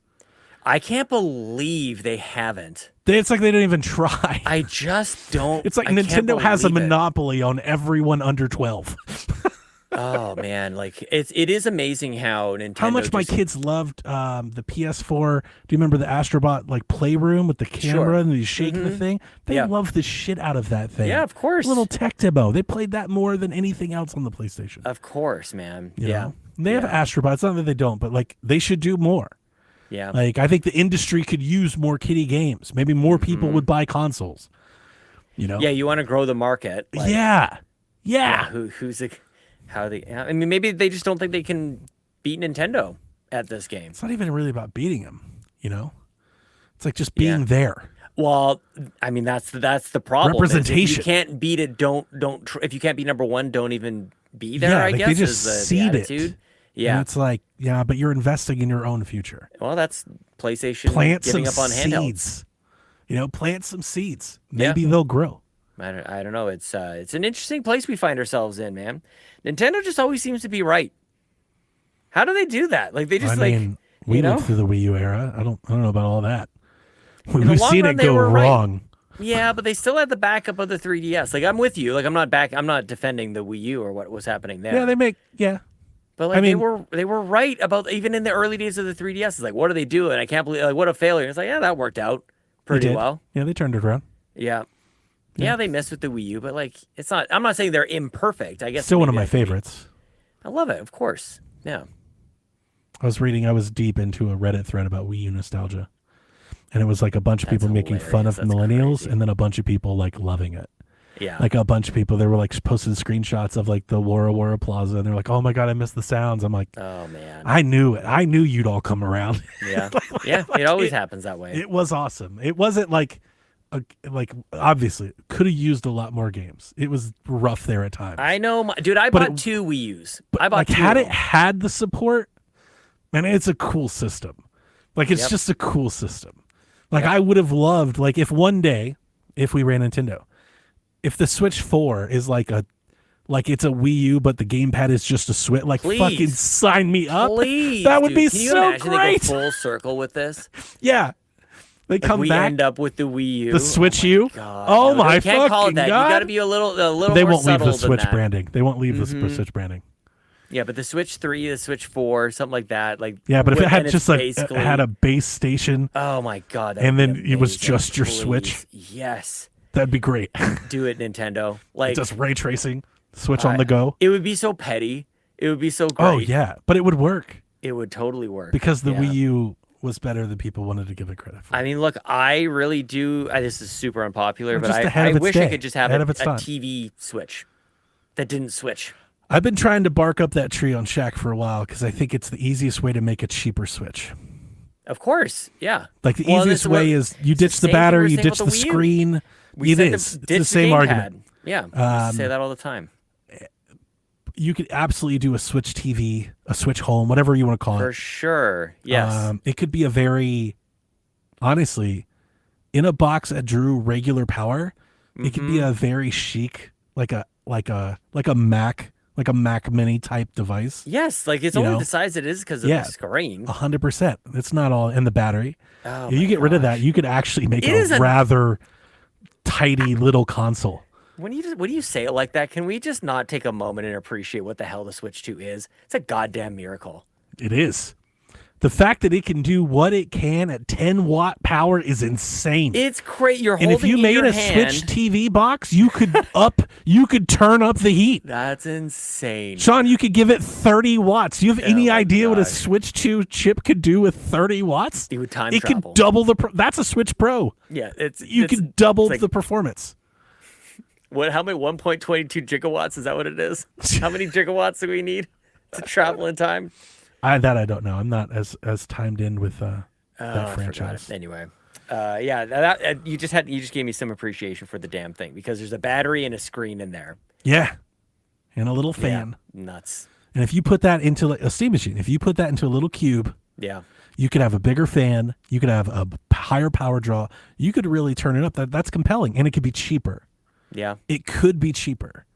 You could do $299. You know, I would love it, dude, and especially as like a second or third device. I think you could do $199, but like they would do $299 and make money. Oh man, please, Nintendo, come on! Even a light, I would take a light as well. I want the smaller form factor, but really, I want the dock to be a little bit more. Dude, how much did you say it? $199? Like they sell the docks for $100. In this thing, they would do $299. Yeah, I would guess. Yeah. I would not want a $299 Switch Lite. That just feels like a lot for a Switch Lite. Yeah, because especially for the way we did lights was mainly for the kids. Yeah. And we got those really cheap. So it allowed us to. And they didn't sell that well. I'm like really torn on the light. They didn't move a lot of units to the point where I'm like, I mean, maybe I'd be wrong, but I'm like, I could sell more Switch TVs than lights. Yeah, maybe. I don't know. I think there's just really something to be said. There's a lot of people who play handheld. I feel like I'm one of the only people who plays primarily on TV. I think a better way of attracting a Switch Lite person is to sell a Switch that's just a Switch. Take the dock and everything out and just sell the Switch. Oh, I see. Oh, yeah. Then you could maybe bring it down a little. Yeah. But I don't think they want to do that because the dock, and that's all. I think that's all their margin. That's how they can up the price. Yeah. Like they're justifying that way above its cost. So I don't business wise, they would never do that. But like that's one way to try and lower the cost. Yeah. But honestly, I don't think they're worried about trying to lower the cost. I was going to say, man, they're selling just fine. They're not worried about it. Who cares? Yeah. What's up? Look at there. Hey, Fulia. Yeah. Thanks for dropping in. Anyway, Sean, it's an hour 20. You want to get into any of this news? Do whatever you want, man. Recent game reviews. Forza Horizon 6, 92. Well deserved. Put one on the board. Lego Batman, 84. It's pretty good. Is that like the ceiling for a Lego game? I have no idea. In 2026? Maybe that's as high as it can go? Probably. That game looks incredible. I can't wait to play. Wait, what did you say? 86 or 84? 84. Is it updated? I would have hoped for maybe two. So I'm in Fantasy Critic. I've got it selected for at least in one of my leagues for Fantasy Critic, and I would have hoped for maybe an 86, but 84 is respectable. Yoshi comes at 81. It's higher than I would have thought. Dude, that's like Game of the Year Yoshi material right there. Right. I do think they released a perfect Yoshi game. I think they're going to release the best Yoshi game probably. Yeah. And people think like, oh, that's crazy, but is it? The Switch has kind of been the best game of franchise for like every franchise. It's the best Kirby game. It's the best Donkey Kong game. I think we're about to get the best Star Fox game. Yeah. I think this is probably the best Yoshi game, best Animal Crossing game. Like that's why the Switch has been great. The best Zelda game. I know divisive, but not like no, definitely. To Nintendo, it's the best Zelda game. Yeah. By far. Yeah. The best Mario Kart game. I wonder what Metroid people would say about, well, certainly not Prime 4. I don't think they would say that about Prime 4, but Dread is actually what I was thinking. Yeah. Probably. A good case. Yeah. Odyssey. I mean, a lot of people might say that about Odyssey. I love Odyssey. I think it's great. more so than the portable factor of the system, the Switch was a giant success because Nintendo has been fucking killing it with games. Yeah, best ARMS game. Like they're crushing it. Oh yeah, best ARMS. How could you not? Best ARMS game. Yep. Yeah. Splatoon 2, I think, is the best Splatoon game. I'll say that. Okay. But I mean, obviously, they did the third one. I feel like they're all very similar. I don't know why. It's just kind of more content. Better. Seems to run better. Yeah, 3 was a little hampered. I think Switch 2 fixed all that up, but I don't have it anymore, so I can't. Yeah. They got a bunch of patches. Yeah, I've already made up my mind, Donnie. You cannot change. Cannot change that. So good reviews out there for new games. Yeah, People, man. Go out there, we're buy here. some games. Yeah, we're here. Get Forza, Lego Batman. I can't wait. This is why I'm in a tailspin, Donnie, because I've been free to do whatever I want. I'm like, I can have fun playing games, and now they're all coming out, and I don't know what to do with myself. Yeah. I'm just like, I've been. 'Tis the season. It's like when I'm not studying for an exam, and all of a sudden it's like, oh, just take a week off this whole time and play some games. I should just play some video games. Play some video games. Yeah. Well, I had Friday off. I played I don't know, 5-6 hours of Forza. That's what I did Monday with Donkey Kong. I just played like 6-7 hours of just straight Donkey Kong. Pretty good. I love that game. Oh, Donkey Kong rules. Yeah. I am going to, after FIFA, I am going to take a week off just to like catch up. I'm going to take a whole gamecation. Yes. Yeah. I've done that from time to time. I do enjoy that very much. Yeah. Stage of life is a little different for both of us. So it's a little trickier. Yeah, no, it's all good. It's what I want to do. It's just not.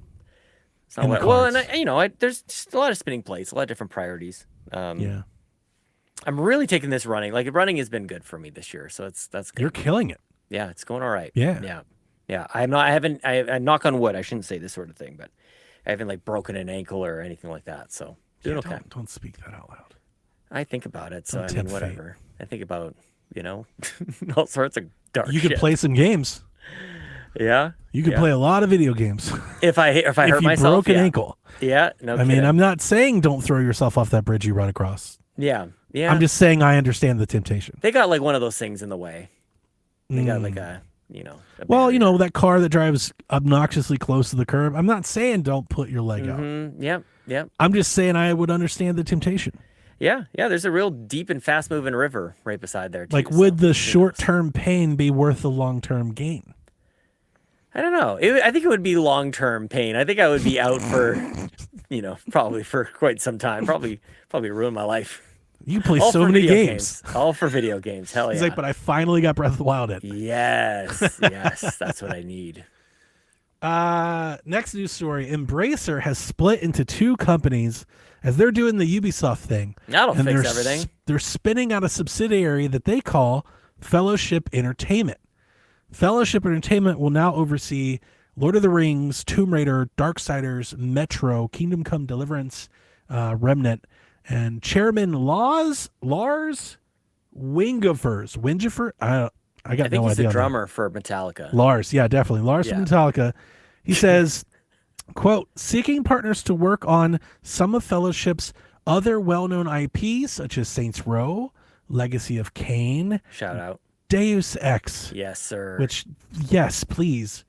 Red Faction, The Mask, Thief, and Time Splitters. The Mask? The Mask. Would you want anyone else to try? Like, do you want another Deus Ex game? Deus Ex for sure. I'm scared that they would not do it well. I'm more scared that somebody wouldn't do it at all. Okay.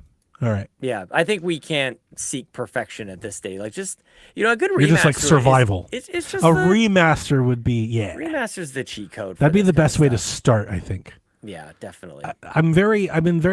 I love Deus Ex, but I'm like in love with like the aesthetic of Deus Ex more than even the game. Yes, I am too. Like, and I'd be afraid of a new developer not getting that right. That would be like how Star Fox characters are with people. Yep. That would be a deal breaker for me to see a non-glowy Deus Ex game. I'd be very upset. For sure. I think like to my like joking little tag on games where I go, like, I don't know how playable Deus Ex is. I think it's very systems based. It really requires it's a thinking man. It's a thinking game. Yeah. It is like a Hitman. Like, it's not just something you pick up and run and gun. Like, you do have to kind of like sit and consider it. And so that hasn't had the most mass appeal. Also deals with some pretty heavy topics that probably Cyberpunk dealt with better. So it's like now we're in a post-cyberpunk world. Like, is there room for a Deus Ex after that? Like, they're not entirely the same, but it still deals with like augmentations and this, post-capitalist world. Who made it? Is that what you're looking up? No, but Quantic Dream's still a thing, or do they close? I think they're still a thing. I think we could make a Deus Ex game that isn't a Deus Ex game. God, weren't they working on something? But like Star Wars? Like, I could see a Detroit Become Human kind of Deus Ex game. That could be awesome. Of course, yeah. I mean, they're very similar. Quantic Dream, is it a Star Wars game? I think they are doing the Star Wars game. The Star game that Wars was Eclipse, announced yes. that like hasn't even like entered production. Like, we have no idea if we'll actually see that game. Who knows? Yeah. I mean, I didn't realize the game is at least 5 years away if it makes it at all. Yeah. But there was a lot of conjecture about that because they were like, they showed this awesome. You're getting Star they showed Wars. all this awesome trailers, and then I don't remember, but afterwards, people were like, "So how far are you?" They're like, "Oh, we're hiring people." Like, they haven't even really started. It was revealed in December 2021. Was that at the Game Awards in 2021? Was it that long ago? The reveal trailer, Star Wars Eclipse official cinematic reveal trailer, December 9, 2021 on YouTube. Oh, wow. Maybe it's a reboot or I'm thinking something else because I was thinking something like last year. Was that the Game Awards or something? Apparently, I mean, December 2020, that December 9th would have been Game Awards time. Huh, maybe 2020 was 5 years ago, dude. Yeah, I don't keep up with it like that. Yeah, same here. But anyway. Embracer will continue to oversee Aspyr, Limited Run Games, THQ Nordic, and all of its subsidiaries. So you're thinking Detroit, All Humans, Gothic, SpongeBob, Wreckfest. They're doing what Ubisoft did. They're putting all the valuable ones into one and all the lesser valuable ones into another, probably in case they have to shut one down. Or just operate at different levels, I guess. Maybe it's just a way for whoever is in charge of these things to run them down. It has to be more than management of the properties and more about Embracer just grew too damn big. Like, they had to close, somebody. They just yeah. In other news, PlayStation prices are on the rise. As PlayStation is increasing the price of PlayStation Plus $1 per month for all new subscribers. So if you don't have PlayStation Plus and you try to subscribe, it'll cost you $1 more a month per month. So I think the 1 month is $10. That'll be now $11. The 3 months, $27. It's going to be $28. So everything's going up $1. So seems fine. Yeah. I mean, it sucks seeing anything go up, but I mean, I'm not surprised. Yeah. Like, PlayStation's fighting their margins, and this is one way to add a little buffer, and it doesn't impact anybody that already had. And honestly, it's probably more to try and resist churn than anything else. It's trying to keep people from because if you cancel and then come back, you're going to have to pay more. Yeah, it's interesting. Like, it feels like a bit of a test. Like, $1 is just like, is that really? Like, what does that really do? Like, what are we talking about here? I think in the they have a lot of subscribers. So $1 a month is not, like, it's not $1 a month from everyone, but, it's probably where I'm $1 going with a that month. line of thinking, I just feel like It's not nothing. I know, but dude, like, we've all been almost like forced to just accept that everything is going to be more expensive, that we've even stopped asking for more value for, like, if you're going to charge us, we've stopped asking about that, and it's just like, I guess everything's more expensive. These companies are just doing it. Until we stop paying for it, they're just going to keep doing it. Yes, exactly. It's just like somebody or enough people made it okay for prices to go up. So everybody's like, well, I mean, we could charge more. Dude. And it just seems okay. And when the Steam Deck came out, when the Ally came out, I was like, dude, you know who's angry? All these companies that were told they could never cost more than $500. I've been talking about and they're watching people buy Allies for $1,000. Like, totally. The moment I saw that, then I was like, this is not good. Yeah. Because they're seeing, and they're like, oh, we could charge more. Yeah. More people have more money. Well, I mean, the Switch 2, oddly enough, was one of the first indicators of that. Like, remember, they dropped the price and everything. It's like, they got nothing to worry about. Nobody cared. Absolutely not. But I guess I say it, like, passionately like this. I almost, like, want, like, can we not just bitch, whine, and complain about it on the internet, but, like, maybe just stop buying some things? Like, can we band together on this? Can we not just accept that everything's more expensive? They've got to earn our business back. And one of those ways is price. Another one, like I said, is either quality or value or something. Especially PlayStation Plus is beyond weird. PlayStation Plus is very good. I think it's very good. They charge like $300 for cloud streaming and classic games. And they give you like one PlayStation 1 game a month. Like, it's weird. I mean, now that's their highest tier. Yeah, you know, so it's like keep track of all. You'd be thinking they'd want to add more value to the top to encourage people to go up. They're not. Nope. No. Like, they're actively not like tempting you to go up at all. I have not had PlayStation Plus in like 5 years, like this whole generation. I quit PlayStation Plus a long time ago, and even through all my various PlayStation products that I've had, like even now, I just don't. I realized back when I was like on PS4, I think this is a pre-then, like back last gen, I was like, what am I paying for? Yeah, like I don't play online ever. I play online like once a year. I could just not do that and save this money. Yeah. You know, I play the occasional PlayStation Plus game, but it's like, I don't need to, I could just buy the game. Sure. And so I haven't had PlayStation Plus in forever. PlayStation Plus I mean, these subscriptions are all meant to be like a Netflix subscription where it's like, oh, I'm in the mood for something.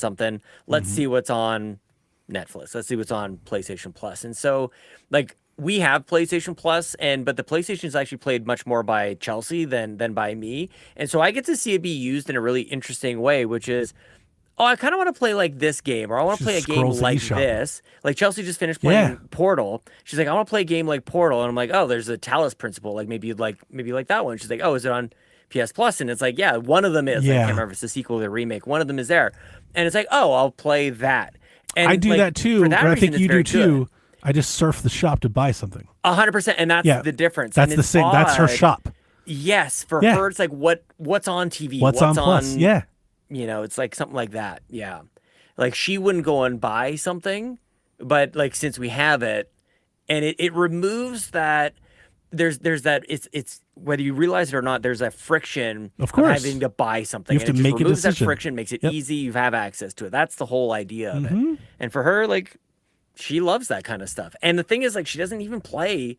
Like, if she were to crunch the numbers, like anybody, if anybody were to crunch the numbers on most of their subscriptions, you would cancel most of them. Yep. I don't have any. You'd realize you don't use most of them. Yeah, I know this is like a very individual. I don't have any. I've been on a war about this for a while. I know. Yeah. I have one subscription. It's the one subscription I have never paused or canceled. I have YouTube Premium. Oh, there it is. Yeah. That's my music service. I never see ads on YouTube. That's the only service I've subscribed to that every month for like 12, 15 years. No, dude, subscriptions, like as long as I've had it. They are built for the modern mind that is mentally drained from decision fatigue. That's what it's about. I don't want to be sitting and deciding, am I going to buy this or am I going to buy that? Am I going to wait for a sale on this or am I going to buy it day one? Like, just no more decisions. I'll just take the money out of my account. I don't even want to think about that. Just have it. I know. I think the masses don't want this. I don't know if just because they didn't want it, they shouldn't have done it. But for a long, long time, I wanted Xbox. Because what you're describing is Game Pass. And what I've said about Game Pass from the beginning was, I looked at Game Pass as a vessel, as a vehicle. Yeah. Xbox doesn't have market share, so they don't sell as many games. So Xbox, instead of like, as an attempt, like, hey, I can't buy an Xbox because I've been buying all of my games on PlayStation forever. Xbox was like, great, subscribe to our service, and you just have this. There's the games you don't want to rebuy. Yeah. I thought then, and I would have liked Xbox to have done this. Maybe not at the cost of the console, but I think it was a great differentiator. I think you and I talked about this back in the day. I wanted them to, like, that is the business. Like, I wanted them to just go, like, just stop Xbox, stop the store, stop all that. Like, you would build hardware. Like, think what you could do if you built hardware just centered in game. Like, the whole business was Game Pass. What a differentiator they would become than the PlayStation and the Nintendo. Because suddenly you just buy the box. You buy whatever it is. We've got a suite of options across all these different values. You buy the thing, this is the monthly subscription, and you get all the games. We're just constantly adding game, and you just keep playing. You never have to buy a game again. Yeah. I don't think our people, the people that grew up, we would hate that. Yeah. But the people that didn't, that is something to sell. I 100% talk agree. people into that. Mm-hmm. I think Netflix proved that. 100%. And Netflix did it in a way where like you'd be stupid not to have Netflix. You could even bake the console cost into the subscription, which they have, right? Like you just be like, give us, like, if you buy the console, it's $25 a month. Give us $50 a month. We'll give you the console. They did that. They had they did that. But instead of trying to do that and everything else, what if they went all in on the one thing? Think about what they could do if it was just Game Pass. How much value could they put in if that's all they were doing? I know, but how much is that going to cost? Like, can you're like the way that Netflix did it was like there's a so company with low $1 trillion that could do it. 100, and you know that I agree with that. You know that I agree with that. If there's one company that could. I keep saying Amazon, or I keep saying Netflix. I should say Amazon, where it's like you just have to have something kind of just eat shit for like 4 years or even 10 years. They could be the next Spotify. Totally. Yeah. You're beating everyone to the end game, which is what they've always wanted to do. And it's but more than all of that, more than the market, it's just a really easy message that is different and gives you something the others don't have. And now, like, my big thing with Xbox this gen, now you have identity. You have direction. This is what we do. Nobody else can do it. Nobody else can afford it. You see those emails from Matt Booty? We'll outspend them. Now you can. Yeah, like you don't have exclusives? Who gives a shit? No, I'm giving you 100 games. I'm telling you, dude, exclusives are coming back, and it's going to be way cheaper, way less risky for them to do that than what you're suggesting. I hate to break it to you, but that's the way it is. It wouldn't have worked in 2018, but I'm not certain that if they did it, we wouldn't be sitting here today going, that was genius. Yeah, no, I think they definitely could. Imagine how much faster hardware could come out if it was just service generated. Possibly, yeah. We've got our cheap option, we've got our mid-tier option, we've got our premium option, because it's all it does, it all just plays various performance levels of Game Pass. It's interesting to me that you're pitching this because of how like you've eliminated all your subscriptions. Like I don't think you would want this. I don't think you'd be a customer. I wouldn't. Actually, hang on. Let me. I would have. Okay. My value for Game Pass went down the more I acquired other games. Oh, I see. So if that's not even an option. If you had done this 10 years ago when I didn't have so many games, back when I loved Game Pass, I would have been all in on this, Sean. I bought like a decade of Game Pass. I agree. Back then, I would have been all in, and my opinion has definitely like ebbed and flowed on Game Pass for sure. And it's actually coming out of my relationship with movies, where I get sick and tired of movies coming in and out of this service or that service and whatever. I'm like, I'll just own it. I'll just buy it. Same. No, I'm with you. And if that's gonna be the case with something like Game Pass, then whatever. But I mean, yeah. If they were just Game Pass and it was just a service and that's all they were doing, and they weren't running a storefront, they weren't doing, then you could have real conversations like, hey, Steam, can we put Game Pass into Steam? Well, and the funny thing about this is this conversation started about PlayStation raising prices on PS Plus, and I guess the reason I bring that up is like PlayStation has done a wonderful job of battling and combating Game Pass. Like I feel like we talk about them almost interchangeably. They like, are. That's kind of I think most people think of that today. I think so too. It even like there's You're right. PlayStation Plus has a lot of great games on it. They've done a great job. Like those, it was not even like a conversation anymore.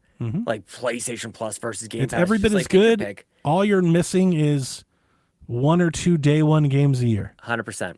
Yep. And the fact that it takes longer and more expensive to make games has lessened that value, because you're not getting 6-8 games a year now. Yeah. You're getting a handful at most. Yeah. Well, it's a real single differentiator. Take your year and you can evaluate it differently. Like I'm hearing Saros isn't selling all that great, and you have to wonder if that's a day one. That checks out, right? Like if that's driving PS Plus subscriptions, are they better off? I don't know. I think people are still surprised. I think Returnal sold fairly well. I think it's selling worse than Returnal. Okay, so this is not as good. I might be wrong about that, but I think either it's just by raw numbers worse or as an attach rate worse, which that could be more understandable just because Returnal is closer to launch. Yeah, people are seeking something like that makes sense. Yeah. But you have to wonder too, like, is Saros, wouldn't Saros in a good way be like the perfect PS Plus game? I do kind of like the pejorative that people say, like, it's good for Game Pass kind of thing. Yeah. But like, wouldn't that be great? Like, I do think, and maybe, I mean, they can kind of have their cake and eat it too. They could run it for a couple months and then throw it in.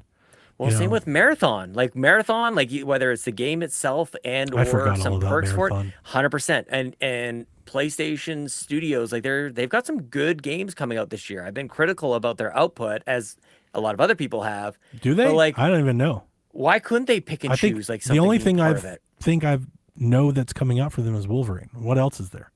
Well, it's Saros and Marathon. Like those are the for me. I wouldn't count those. Yeah, I wouldn't count those. But to me, those other two are not. I'm not interested in either one of those. Oh yeah, I mean that's been my issue with PlayStation the whole time. Yeah. They've just been making a bunch of games I don't really not all that into. I mean, Marathon is on the fringe for me. I like the way it looked.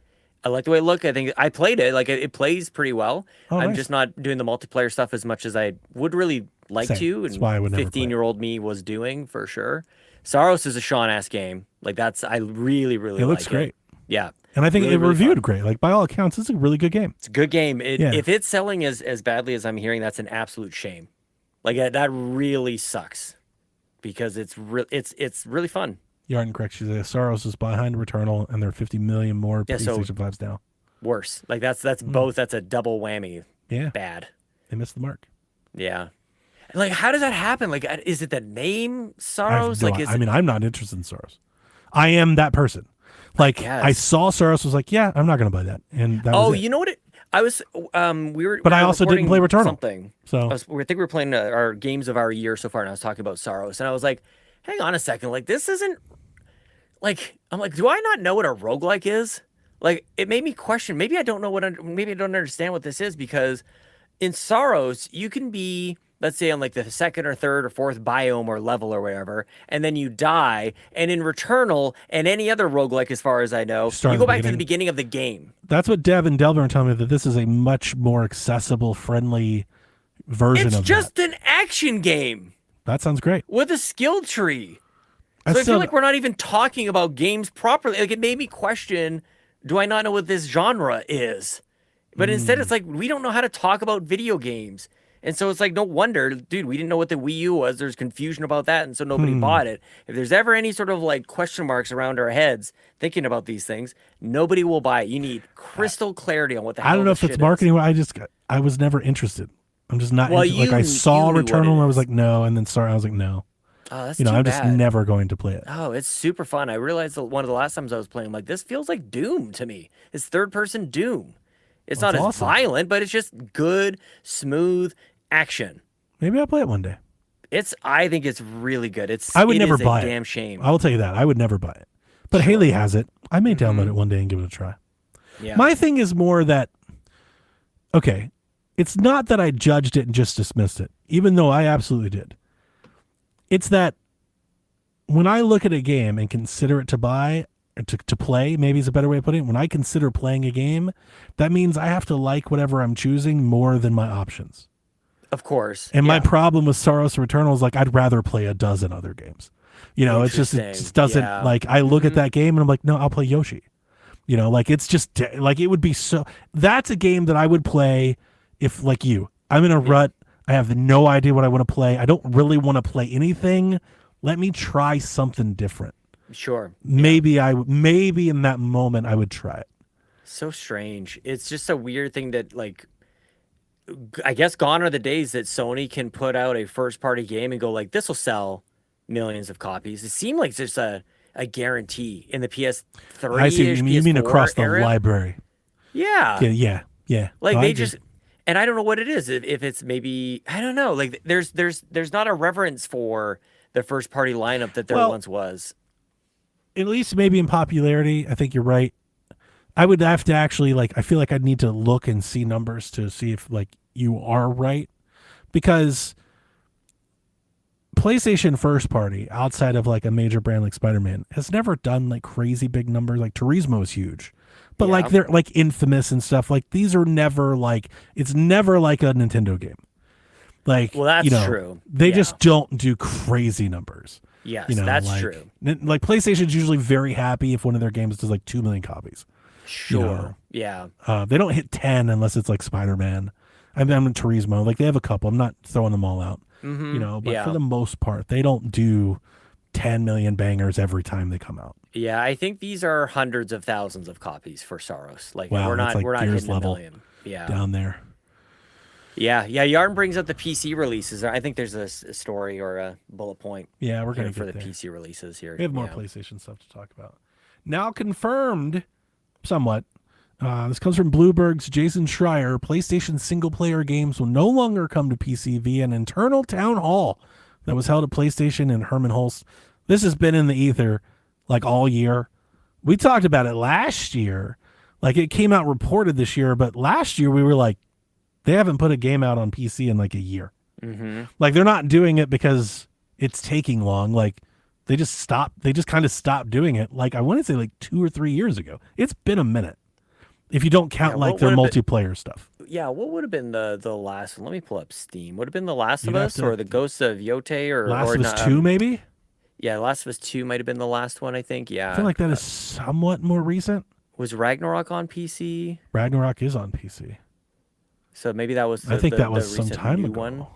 Yeah, let's see. PlayStation. Can I search but yeah, so it's been a minute. Like I there was a lot of comments being said about this. I really was like, I don't see how you can be mad. Like this hasn't been happening for some time now. It's not like they just said today it's over. Like it's been over, But I guess hearing it, it's differently. Oh, that's definitely different. That's not new. It's right. It's the latest news, so we'll react to it today. But yeah, it's been a minute. Yeah, it's been a while.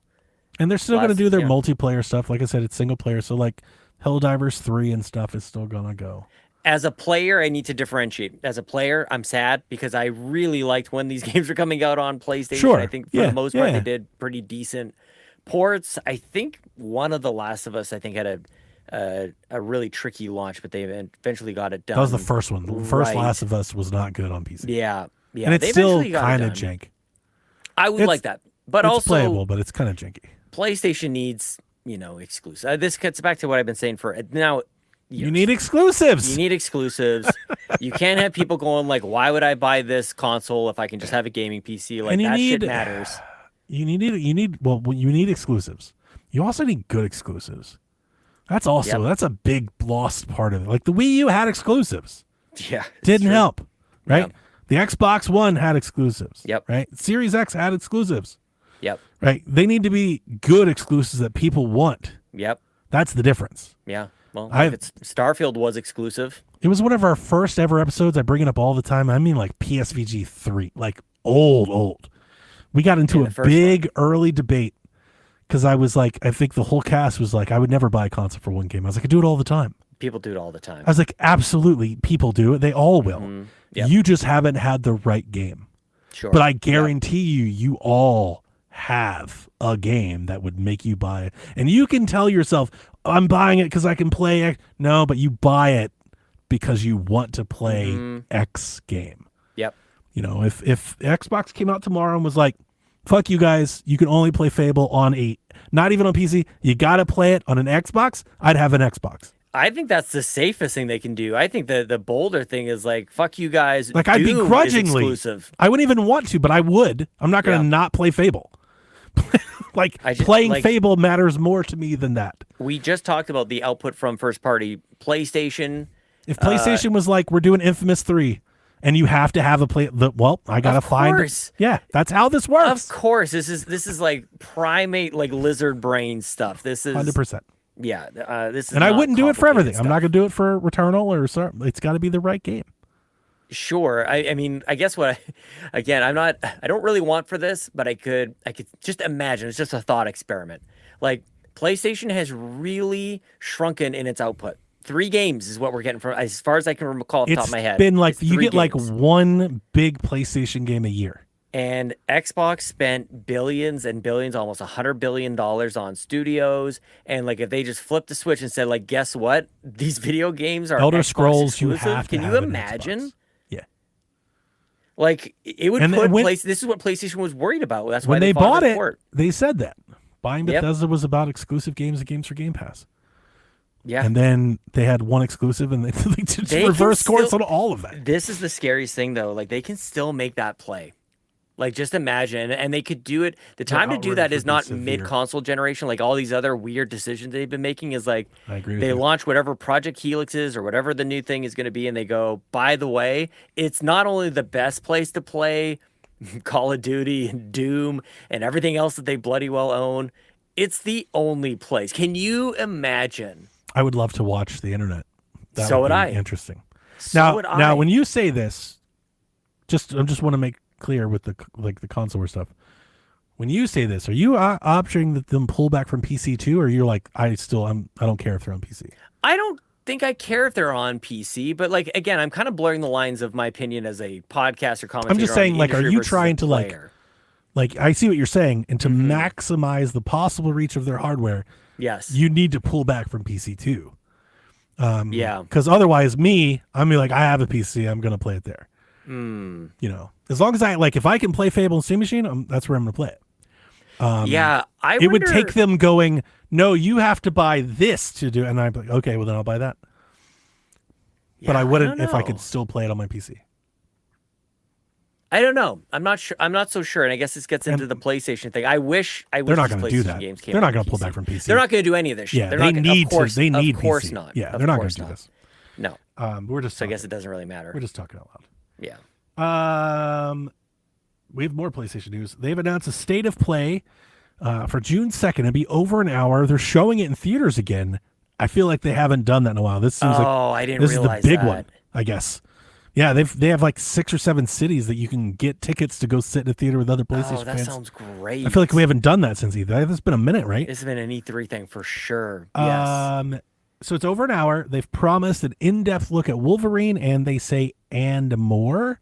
Dude, bring it, PlayStation. For everything I just said about Xbox being able to like flip the script here, like PlayStation, when they're going, it's great, you guys. It's so good. I want to see an excellent state of play in June, E3 time.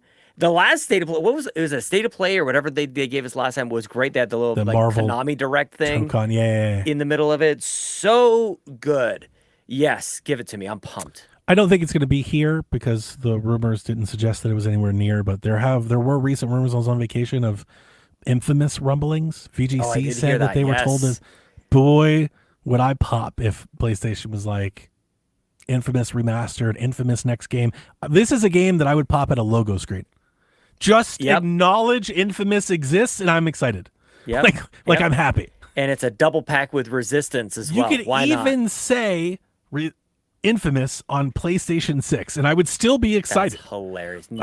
I would still be excited. No. Like, I just want them to acknowledge that it's not dead. And I know there's a lot of things like that in PlayStation land. It'd be like Fable for me. Mm-hmm. Like just seeing it around again would be exciting. Yeah, Infamous would be great for sure. So would Uncharted 5. A new Uncharted game would be dope. Uncharted would be good. We're ready. Resistance. We're they've got God of War can go away to for a little bit. Yeah, we've had enough. Well, they're remaking the trilogy and all, so there's going to be more of that. Yeah, dude, that Sons of Sparta game. Yeah, Sons of Mid, man. Yeah, Sons of bitches. It's a beautiful game, but not. That's too. That didn't It's not for me. It feels beneath. It's like yeah. But I do have high hopes for State of Play. I think that Sony's done such a great job with these in the past, so I'm excited for what they've got for us for sure. A part of me is hoping with the refocus on single player games being console exclusives. I obviously don't know this for true, but boy, have they swung and missed on the live service thing a lot. Mm-hmm. And I feel like it's cost them a lot. Yeah. We've lost studios because of it. Yep. It would be nice for maybe this showcase to at least look like, all right, we tried that, it fucked up, and they start steering back. It would be nice to have a showcase where it felt like the the ship's turning back towards the center. Dude, the thing's gonna launch with fair games. Dude, that would be if fair games is a big part of this. They've made a mistake. Or it'll close with it, even worse. Oh my god. So yeah, look forward to that on June 2nd. Lego Batman is released, like I said. I think it's early access. Maybe it comes out tomorrow. Maybe it's out today. I don't remember. But I was very excited and happy to report that it's very playable on Steam Deck. Yep. 30, 40 FPS. Sometimes it runs at 60. There are different settings you can do. I am more optimistic now about the Switch 2 port than like when this game came out and their tech specs came out, and even the previews was not running. Like it was real kind of stuttery on like 49. I was like, how fucking heavy is this Lego game? It's hilarious. Why does it take so much to run it? A lot of geometry, man. It looks like they've kind of figured it out. I'm thinking the Switch 2 port will be good. I'm not gonna wait to play it. I'm gonna play it on PlayStation, but I'm gonna buy the Switch copy. Let me check my local library for that game. If I have Haley Pass, so I get to Haley bought it, and I get to lift off of her. Haley buys everything, dude. She does. It's a great Game Pass partner. It's a great game share partner. How does she afford all these fun toys? It's funny because she constantly talks about she can't afford anything. It's like, yeah, because you're buying $80 games a year. No kidding. But she's a great game share partner to have. So funny. I bought her mixtape. I'll probably buy Black Flag. I'm excited for that. I feel it's a good time to drop that. I'm ready to go back. Donnie, here's a fun game that I do every once in a while. I at my local library will rent video games. It's amazing, as you know this about me. Yeah. Now, you can search for a game, and oftentimes it'll be available on PlayStation as well as on Xbox. And if it's a popular game, there will be many holds. There will be a lot of us saying like, me next, me next, me next. And it will show you how many people have a hold on the Xbox version and on the PlayStation version. Oh, that's really good data analysis here. It's really cool. So I'm going to tell you, what do you want? I can tell you the PlayStation, and then you guess the Xbox number, or vice versa. I can tell you the Xbox number of holds, and you can guess the PlayStation number. Give me the PlayStation number first. I'll give you the PlayStation number first. Okay, so there are 115 holds on the PlayStation 5 version of Lego Batman Legacy of the Dark Knight. How many Xbox Series X holds are there? All right, so I'm going to be real severe, but because I do believe it, so maybe I'm really wrong. But I want to tell you why I'm going to be severe. Okay. I was kind of addicted for a minute on going on Whatnot and bidding on these game auctions. Yes. And I can't tell you how many auctions I sat in of these people trying to sell Xbox games and the chat clowning them. Like nobody would fucking buy it. They were like, stop selling Xbox games. Yep. So how many, you said 150? 115, 115. I'm going to say 15. I mean, it isn't quite that harsh. It's 39. It's okay. 39. All right. Lego Batman's pretty popular. Yeah. Okay. Yep. All right. Give me another one. Oh, okay. Oh, snap. Give me another game. What else do we be searching I don't know. For? What else is available? I have no idea. Let's see. I don't know, Sean. Hang on. Let's keep let's see. Xbox Series. I'm playing Donkey Kong. I have no idea what's just come out. Hang on a second. Let's see here. What's the new hotness? What's the latest? Oh, let's do 007 First Light. Ooh, that is a good one. Let's do that. How many holds on PlayStation? Okay, hang on. I gotta search up. That's a good one. First Light. And it's also like I've got Switch one here too. This will be fun. Oh wow.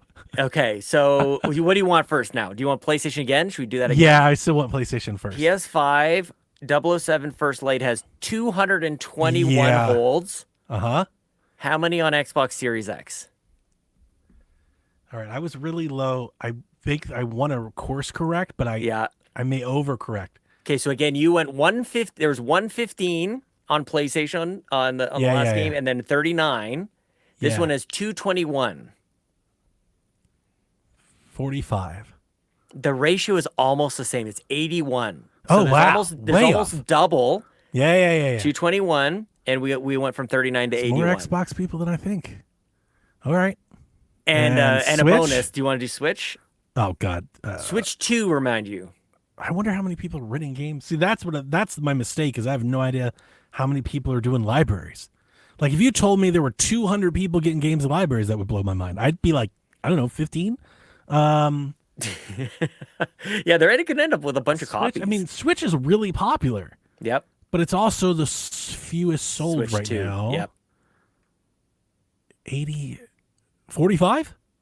68. 68. Okay. All right. You're closer. Yeah, that's pretty close.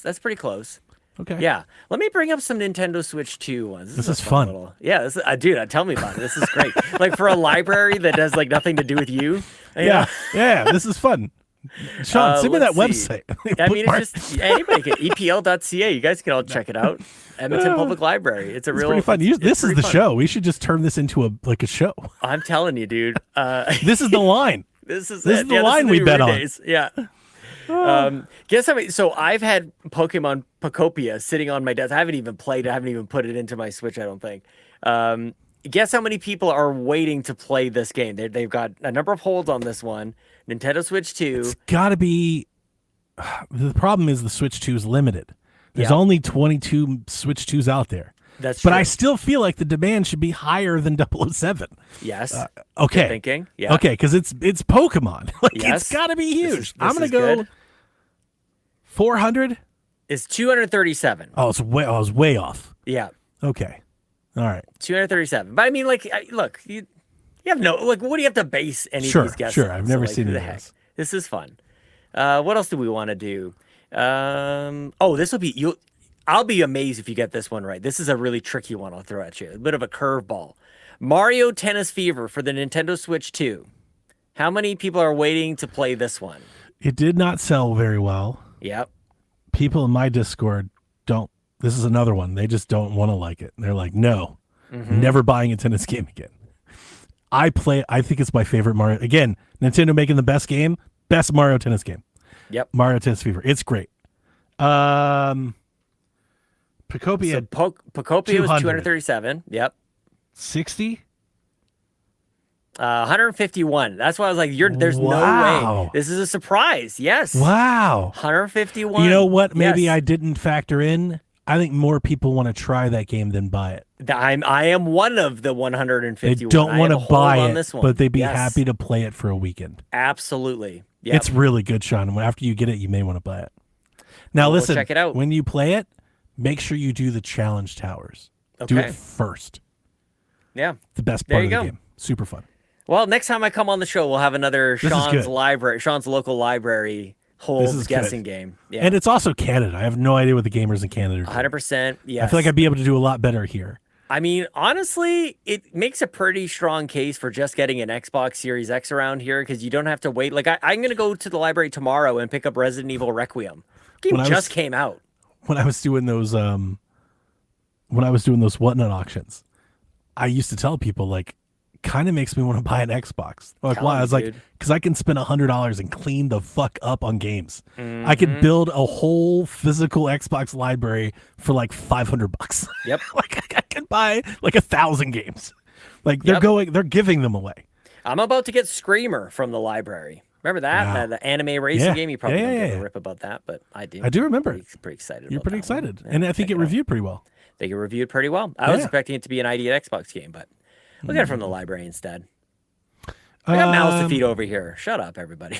Yeah, so it runs good on the Steam Deck, maybe Lego Batman. Yeah. That's what we're talking about. Yeah. Sweet. Microsoft has launched, this is a very good segue. Microsoft launches Xbox Player Voice Portal to catalog player feedback. Yep. So far, they have threads like Reddit, and you can upvote the threads. The top threads on the portal are, guess what? Guess what the number one thread is? Exclusive games. Oh, yeah, that. The number one thread, exclusive games. Yeah. Number 2 is back compat. Number 3, free online multiplayer. Yeah. There'd be a great time to announce that. That would be great. And if they're doing this Helix thing, it feels like they have to do that. I know they don't want to, but it feels like they have to. So you might as well get the marketing push if I were them. And then the 5th one, Xbox Game Pass Family Plan. Oh, for sure. Yes, please. Yeah. What the heck? I think if Xbox... all those are going to happen. They could do all of those. If Xbox let people do what Steam let people do, that would be a big leg up for them. Honestly, I feel like that's the extreme version of it. Don't forget the Nintendo one is pretty good. Yeah, I like what Nintendo has done. I lend my kids my games all the time. Yeah, that's pretty good. I don't hate it. That's a significant investment. I don't know if they're going to do all that. What do you mean? Like creating the setup, the platform, figuring out where you're going to transfer and all that. Again, if only there was a software they are company the world's that they greatest could figure software it out. company. Yeah. Yeah. I just feel like they haven't figured out software things in a while. Tell me about it, dude. I'm on Teams every single day. I get it. Good though. Yeah. Yeah. So I saw this hit news, and I again feel like I'm taking crazy pills. They've had this before. I used to mine this data for my Xbox predictions at E3 in the past. I used to go to these things because, and was I'm that almost the insider thing? It was, I don't remember what they called it, but it was exactly the ambassador thing. Something like the people they were, because Phil quoted it when he said it's the #1 most requested thing on whatever the hell it was called. Yeah. Here's back compat for the 360. Maybe they said it's it couldn't like be a done. rebrand. They've or a had this before. Maybe it's not been. I don't know. Maybe it's not been public or something like. It's been a while since anybody referenced it. Maybe they closed it down. I don't know. Yeah, but this has been a thing, and it really worked to get like a lot of people on the side of Xbox. It got a lot of, what is it? What's the word I'm looking for? It's escaping me. But grassroots? People really, it's just goodwill. Yeah, it's just, it is goodwill. Brownie points. Mm-hmm. Yeah, and it's just like, what do you guys want? And it's kind of like Reddit. Like it's just the cream rises to the top, and they go like, "Can we do that? Can we do this? Do that." Like you can really judge the demand for things. 100%. Yeah. So they've had this before. I hope that they leverage this like they had in the past because, some of the top things happened. Yeah. I think free online. I mean, if what they're doing is true and they're trying to blend their PC console thing into a hybrid thing, then you've got to ditch the online fee. 100%. You convert them all into Game Pass, but you can't tell them they're paying for online. If Epic can continuously give away free games all the time, I feel like what's the difference? I also don't know how many people are paying attention. I don't think if they were like online's free, I don't think they're gonna have like a 90% subscription cancellation. No, but again, it's like it's goodwill. Is it that's the word I'm looking for? It's worth more for the marketing. Yeah, the goodwill would go a lot. Yeah, and it's a differentiator. Like, oh, you're paying for multiplayer over on PlayStation. Like you that's don't have to do that here, just like Steam. Yeah, well, again, like Epic doesn't have what Steam has, so they give away free games. If it wasn't for Game Pass, to be clear, I would have never paid for Xbox Live either. Like years ago, I was just like, I'm not paying for with Switch. I don't pay for online multiplayer. I play for Nintendo. I pay for Virtual Console. Yeah. That's what I'm paying for. They can lop online in there. I'm not using it, right? That's not what I pay for. That's kind of what I was doing with Game Pass. I wasn't paying for online. If I want to play online game, I'll play on Steam. Dude, that's the other thing that Xbox should really just steal from, just blatantly, shamelessly steal from Nintendo. They have Game Pass. They've got the subscription. Like, sort it out by, like, the console. Give us some nostalgia. Like, it's That'd just be wonderful. Games. And, like, Nintendo They're just quantity. Yeah. They're just, like, sheer brute. Here's an avalanche of stuff. It's both the quantity and but it's also like the presentation of it. Like there's a simplicity to it with Nintendo that you might laugh at, but it just seems to work. Like I'm gonna go play Super Nintendo, so I'm gonna open this Super Nintendo app. And, I think that's what consoles do. They make you feel special. Yeah, like there's something to be said about the presentation of it all. It's bespoke. You can't just have the thing. And this is like a Steve Jobs approach. I think we talked about this the other night. I was so happy. Maybe one of my best predictions is I said back in the day before we had Virtual Consoles, when they bring Virtual Console back, here is my only request. Don't put it in the eShop. And that was just feedback from Wii U. You'd log into the fucking Wii U and you'd have all these Virtual Console tiles. And I was like, listen, don't do that. Yep. Make it a separate app. Yeah. Give me a separate app for that. And that's exactly what they did. I was like, this is perfect. Totally, because then if it's not, it just blends in with everything else. And I think that's what's happening. I don't have to navigate it. It that's friction. Yeah. What you're talking about, that's friction. It's funny because Phil Spencer really, I think, believed in this, like just it's all there. And on Steam, that is how it works. There is no distinction, differentiation. It's just all there. But on console, it does kind of matter. Sometimes you want to just get Steam into built up that muscle memory to that to a different crowd. Different crowd for sure. And consoles have never been that. Yeah, I mean Nintendo did. It's different. Both like all these systems have all. I like Xbox legacy stuff. I don't know if they're still going to do it. I think we talked about on Sweet Hangs a bit ago. The way they're talking, I'm starting to think they're actually going to make like a console again. Yeah, but I'm not opposed to Xbox just being a PC. I think it makes sense. I think the Xbox is a lot like a PC. It's like a more limited PC, but it's very PC-like So it's like I might as well get all the other cool shit that a PC comes with. Yeah, I think what's happened is like when push comes to shove, as much as we can say they're similar, they're just not the same. And when you really get down to it, like the differences from a high level, from a macro level, there's few differences, but from an experience where you really get down to it, there's a lot of differences that really do matter. And when you try to make one thing another, it's round peg and square hole kind of situation. I'm with you. I love hit my N64 apps, my little games tile up. Yeah. Some of them have different boot screens, right? Yeah. You get the little, see the box art. It makes you feel like you have a retro collection. That's good stuff. It's something about it. Yeah, it is. It's separate. Yeah, and it's a lot better than just seeing a bunch of 360 tiles. Yep. It's funny because, like I said, it shouldn't work. It's harder to do that. It's harder to go find that app. They also have built-in leverage, built-in additions. It's built into the app, save states, rewind. It works the exact same for every game in the entire catalog. It's ubiquitous. Yep. That's good. That's good design. That's good UI. I like that. Yeah, they can crack this code, I think. They did with Rare Replay, one of the best things they ever did. It's exactly what I'm thinking about, like when packaging and presentation. How have they not put that on Switch? How has that not happened? They're going full multi-plat. We got Fable on PlayStation, but they won't put Rare Replay of all things? What are you doing? They missed the shot. What are you doing? You're trying to sell some games. I can sell some damn games. How do you not put Banjo on Switch? That's easy money. I don't want it, but it's easy money. Yep. It's like when weird. Spyro started showing up everywhere else. I mean, we've done this ad nauseum, but it's the foot in, foot out thing. They just don't go hard at anything. Nope. Asha will. Everything is just kind of a malaise because they just won't go all in on something. Send it, Xbox. Fucking send it. She's gonna send it. Don't you worry. She seems like she might. Yep. She's in all caps, bitch. All caps Xbox. That was the stupidest thing. I wanted to get D-Life. We're going to have to rebrand the Xbox shop. I was going to tell him every time we say Xbox, I want to hear people scream it. Yeah, we're screaming Xbox. You got to proclaim it now. I've been screaming it the whole time. I declare bankruptcy. That's the only thing I thought of when they were like, now we're Xbox. It's just okay, Michael Scott. Mixtape their music will never be delisted. They'll never be delisted because of the music. They have licensed the music tracks, I guess, indefinitely. Unlike Lego 2K Drive, which has been delisted this week. Okay, so wait. Mixtape figures this out. I've been saying for this for years. How is this a thing? Where just the license runs out? Yep. And we didn't think? Nobody asked, could we not?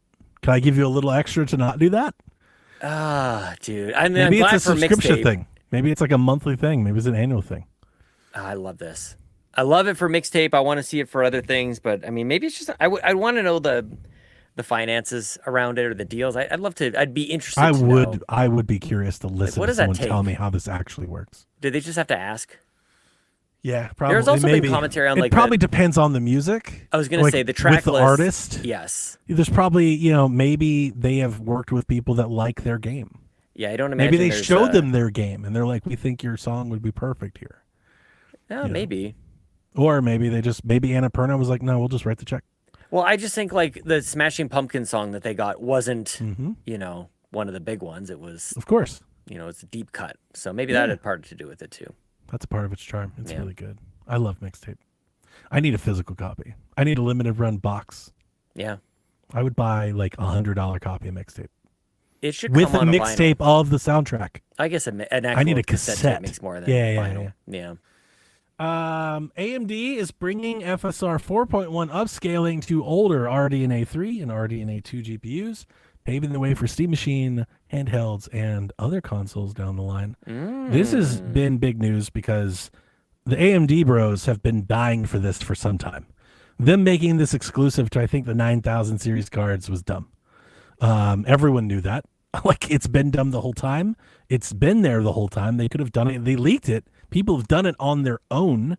So it's nice to see this finally being officially rolled out and officially supported. And I believe they said they're doing RDNA 3 in July.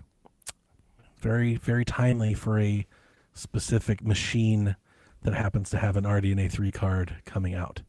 That would be great. This should be a big help for the Steam Machine. That would be nice. Yeah, it's too bad Dev isn't on the show. I'd love to hear his thoughts on this. AMD is such a fascinating company to follow, where like Nvidia does have its DLSS latest is exclusive to the newest generation of card. AMD goes the other way. AMD battles Intel on the CPU chipset just by having such a long life cycle on these things. Like people like the AM4 chipset is still good. Like you can still have a great rig if you're having an AM4. Like I've got the latest, but like you could still, if you're buying something, like especially the way they have hardware has gone now. Yeah, this is that, but for GPUs. So like shout out to AMD, man, just being very consumer friendly to an audience that really recognizes it. This has been years this should have been done already. I understand that, but NVIDIA, the comparative is NVIDIA, who doesn't do this and will never do this.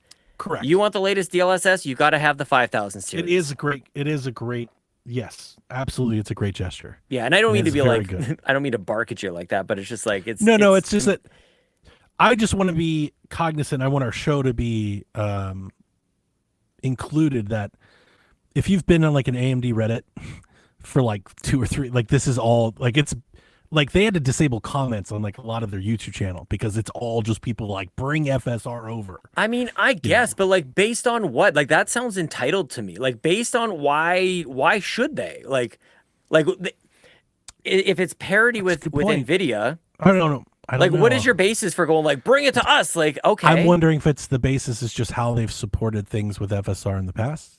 Maybe. Yeah. It seemed like a pretty wide expectation that I've seen, because I read a lot about this, both not just this week. I've read a lot about this chasing the Steam machine. Mm-hmm. So I'm somewhat a little more, I don't want to say well-versed than you, but I feel like I'm pretty kind of up to speed on this. Yeah. This seems to have been an expectation that I've seen from media, from insiders and fans. So it seems like, I don't think it's like I wouldn't call it entitled. So, goddamn, I hate gamers. This thing we've been wanting and anticipating and asking for is finally here. So fuck AMD. No. Everyone's very happy about this news. Okay. So yeah, no. Everyone's like finally, but no, everyone's super happy. Yeah. Yeah. No, this is good. They didn't have to, but this is good. It's very good. I'm sorry. You know me. I'm always trying to make sure all kind of sides are represented. I understand, but I can also see like, oh man, they should have done this. If you go online, well, they did it now. So if you go online and search this, you will see a lot of that part too. No, it's a part of the story. Just like go live with NVIDIA for a little bit and just shut up. When the Steam Deck was shown, it wasn't like up to like console level, and again, Valve was like with FSR. And a lot of people were like, what kind of FSR? Because FSR4 is basically the pisser. Yep. And I don't know if you know this. You probably do because you know more about this shit than I do. This is why Xbox held on so long for their APU development. They have full RDNA stack in the Xbox Series X that the base PlayStation 5 does not. FSR4 could be rolled out to Xbox. Like Xbox Series. Your Series X more so than it's all GPU dependent. The Series S GPUs just doesn't have as much compute to do this, the machine learning stuff. And then the PS5 Pro has an NPU dedicated for this, so it's way better than everything else. But in just the standard consoles, this could bring FSR to Xbox if Asha, like, we talked about this in the Discord, like, Asha seems to be going out of her way to be like, this is something that they could make a point to discuss. Yeah, they could be like, "Hey, we've put it in it today." Can you imagine, dude? But it's like still on developers to do it. But they've got a ton of first party. Make them turn FSR on for all their games. Yeah, because FSR, it's not like a DLSS jump in frame rate. It's like you get the same frame rate but better picture quality. Yeah, it's like you're running the quality mode with performance. This is a huge deal, dude. It kind of is. It's a big deal. Yeah, and this will give the Steam machine, I think, a little more longevity based on its internals. Yeah, I mean, that'd be. I wasn't thinking about this for consoles like current consoles at all. I don't think anybody is. And RDNA 2, they said, is next year. And I'm going to be quite honest with you. My read on having read some of these tech blogs about it, I don't know if the juice would be worth the squeeze for Xbox, because by the time it's ready, who knows what they're doing? Who knows what to focus on? Are devs even going to support it? But my understanding is that I think it's already built into Xbox's like SDK. I think it's like they just got to like enable it. That'd be cool. Because it's all PC. I think they're like further down this road. Well, if PlayStation's not, because they're doing the pisser. Yep. Right. So yeah, like the pisser. This is something I think Xbox, like Microsoft, they could turn this on rather quickly. That'd be pretty good if they wanted to. Yep. Yeah, and like it does have it's a slight edge, but there is an edge there. Mm-hmm. I remember chasing all this down when these things launched. I was trying to figure out what all the fucking flops and everything meant, and I kept coming back to this. This was a big deal back then, and it never mattered. We never got there. But it is interesting. Maybe we will by the end. We've stopped. I don't know. Maybe people are still keeping track of this kind of thing, but it does seem like we just stopped comparing the performance between the two consoles because Xbox has been so out of it lately. It really didn't matter because the level of input was never the same. Right. They'll go heaven beyond to make the PlayStation version as best they can because that's where the majority of the people are. Totally. Yeah. So then they'll just give whatever they can to Xbox that they can. Yep, makes sense. And there's nothing wrong with that. Like everyone would do the same thing. Golly. God, it would suck to be on the Xbox side of things, man. Like you're trying your best, you're making the most powerful console ever, and it still doesn't matter. You have a cheap option, you have a high option. There is a lot of Sean. There's a lot of. We've done this dance for years. Mm-hmm. I do feel like there's a lot of. They're just never gonna. Yeah. Like, that's not there for them. Yeah. And CEO said so himself. When they started doing all the things they've done the last 3 years, like I got to the point I was like, this might be how Xbox can be the best for everybody.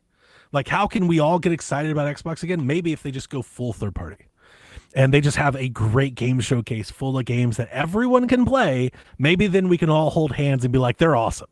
Yeah. You know, like I was kind of warming up to that, and now Ash is here, and I don't know if that's going to happen, but I was kind of warming up to that existence because I felt one more kick at it, man. I felt like maybe that would actually be good for Xbox. Like maybe suddenly, Fable could break through. Well, we're gonna see Gears pretty soon here, man. Because I do think in an online world, it's just like the stigma. It's just Well, that's what I mean. Like, goodwill, like it definitely you need to. You're gonna need a cool. lot. Yeah. It's gotta be cool. You got to be for the players. Like there's that was wasn't that PlayStation for the players? Payers, maybe. John. They raised the dollar. It's the payer. Oh, for the payers. Oh, right. Yes, I forgot. Warhorse Studios, the folks that make Kingdom Come Deliverance, whatever the thing is. Is that who does that? No, that's Larian, isn't it? No, that's Baldur's Gate. Baldur's Gate, yeah. They have confirmed rumors. We talked about this at PSVG a little bit. They're working on an open world Middle Earth RPG game. Sweet.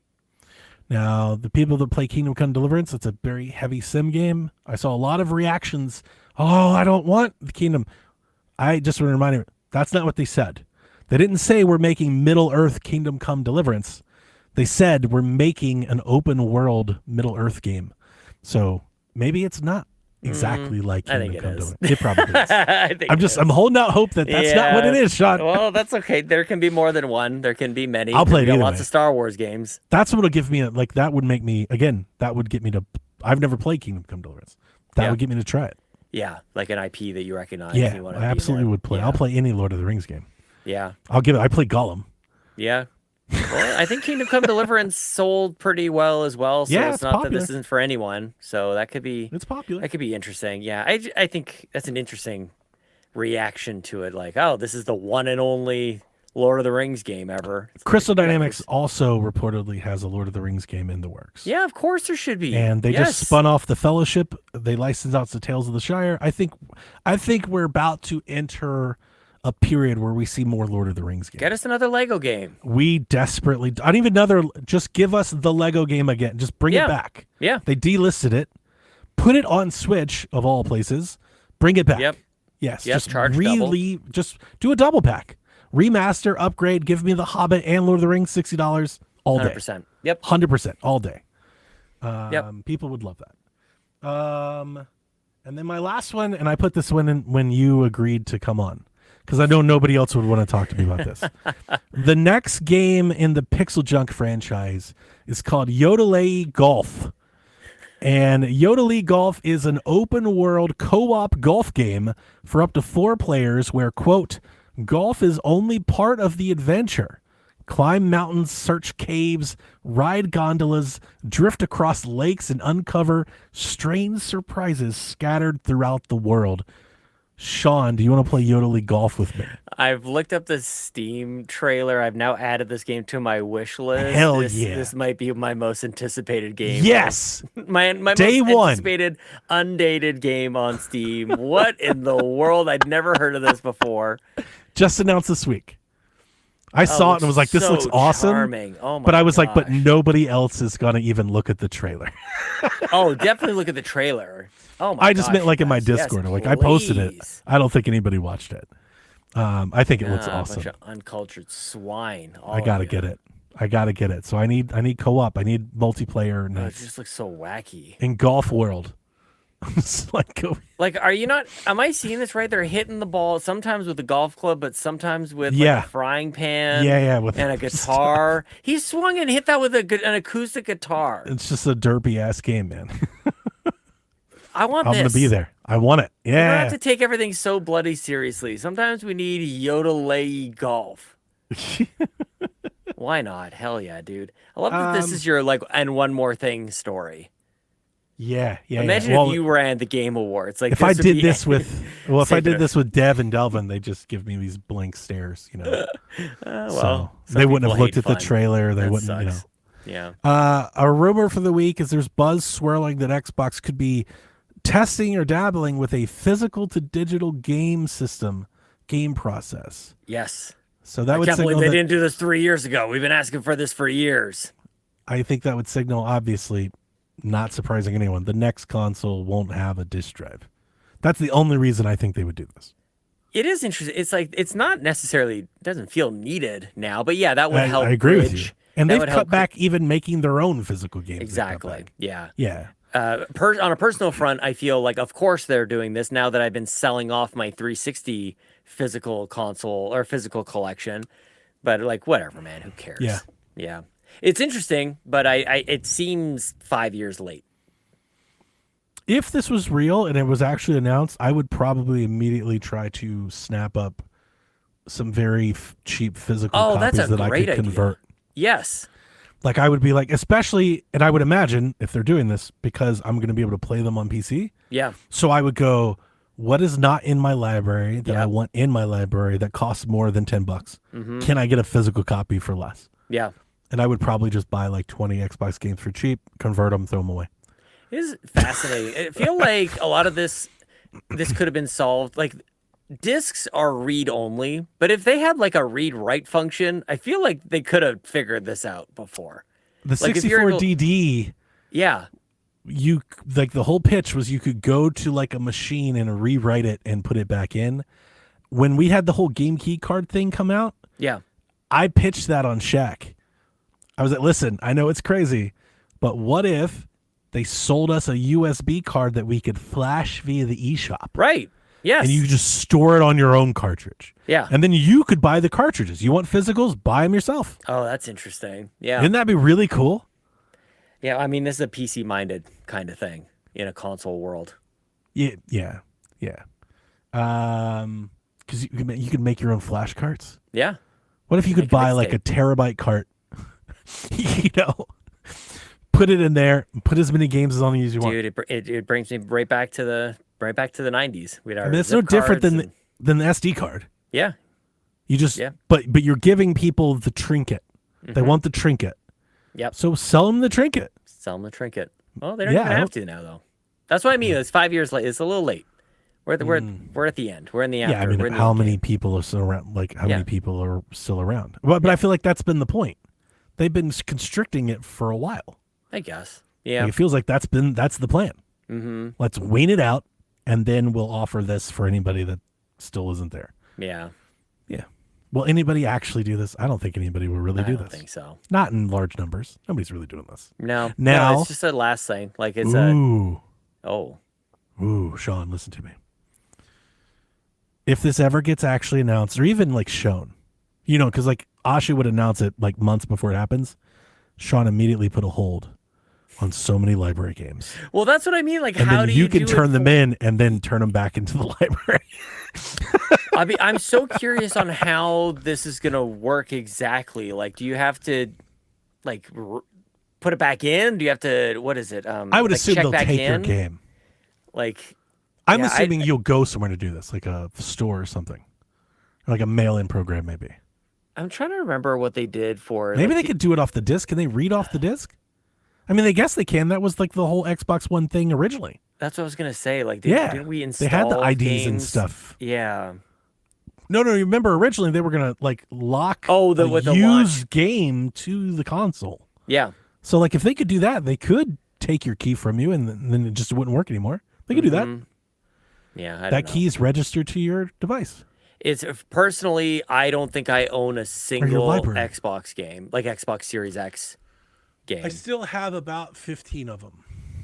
Yeah. They're like the 15 that I've always had. They're over there. It's a lot of sports games and Gears. Yeah. That's basically it. It'd be interesting what they do with this. I don't like, again, other than like checking in with it every once in a while, they like you still have it.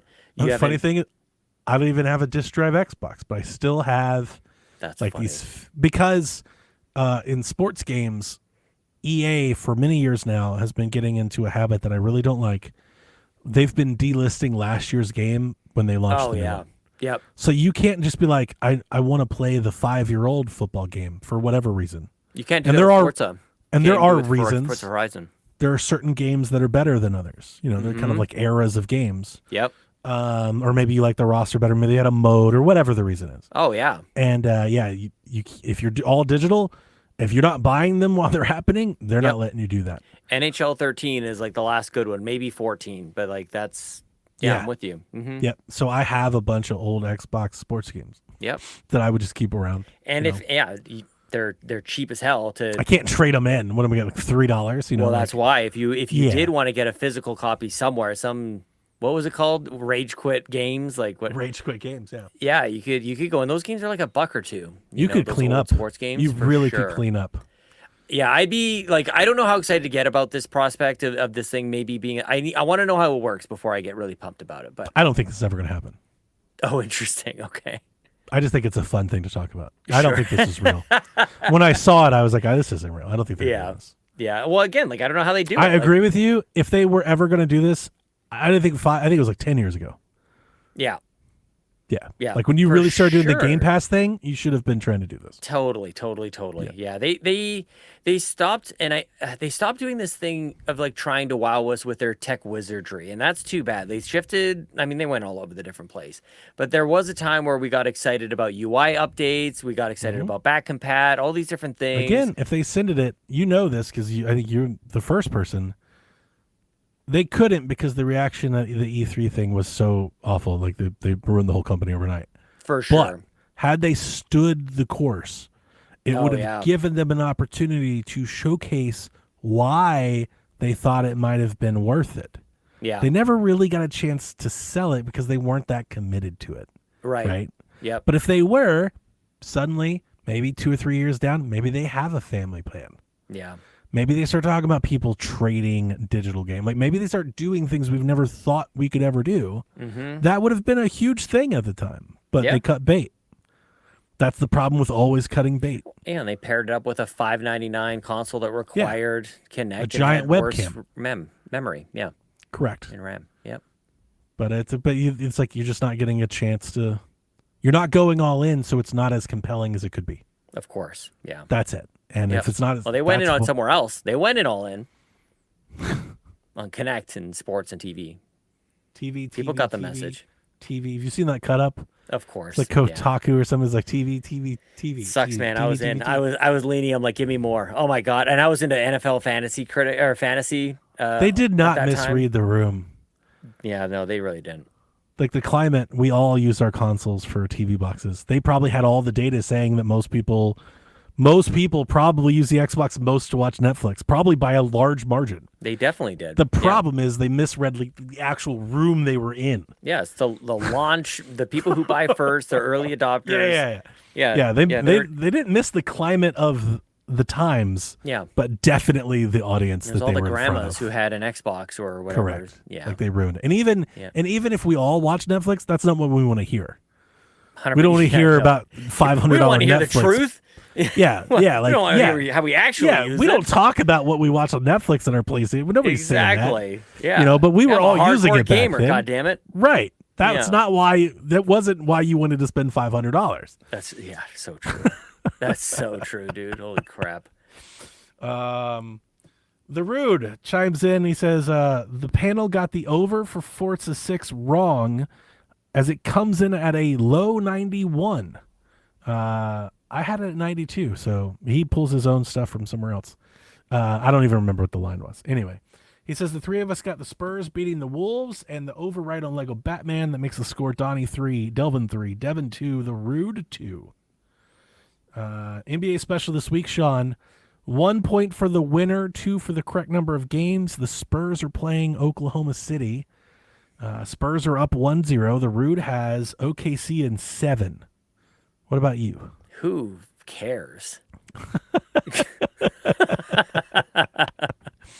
This is the opposite. You get your hockey sign back in. I know, You're man. like, Who suck it? The Spurs? Yeah, the Spurs. San Antonio as a team? Where They're even one is of the that? best teams. They're legends. They're legendary. Of course, yeah. I'm They're blue chippers. Are you serious? No, I understand. I get it. Do you? Yeah. Like, do you know who Tim Duncan is? That's the only reason I know who the Spurs Okay. are. I'm just making sure. I played I'm like, NBA wait a Jam. minute. I don't know. Yeah. You know? That's yeah, the only Spurs, reason I know this. Manu, Tony Parker, that's a legendary thing. Yeah. I'm going to go Spurs. I mean, I want to say in 7, but I want to be different. I want to say Spurs in 6. And then the series. I'm going to sweep. Okay. All right. Spurs in 4? Spurs in 4. Yep. I think you should pick one person to pick. Oh, no. Dev already sent us submission. That won't work. Never mind. Cavs Knicks. This is the series I'm in because I am a diehard Cavs fan. Even though I have not believed in this team all year, and I still don't. Yeah. Has any of your teams been good, but you didn't believe in them? This is a first for me. This is weird. They're good, but you don't believe in them? Like, I mean, that's kind of the Oilers right now. Yeah. I feel like, you did tell me about that. Yeah, it's kind of the same thing. Yeah. Because when the Cavs were good with LeBron, I actually thought they could win. I was like, yeah, no, I'm all in. This team is awesome. Yeah. For the most part, a lot of Cleveland teams are just bad. I've never had a good team that I was like, they're not going to win.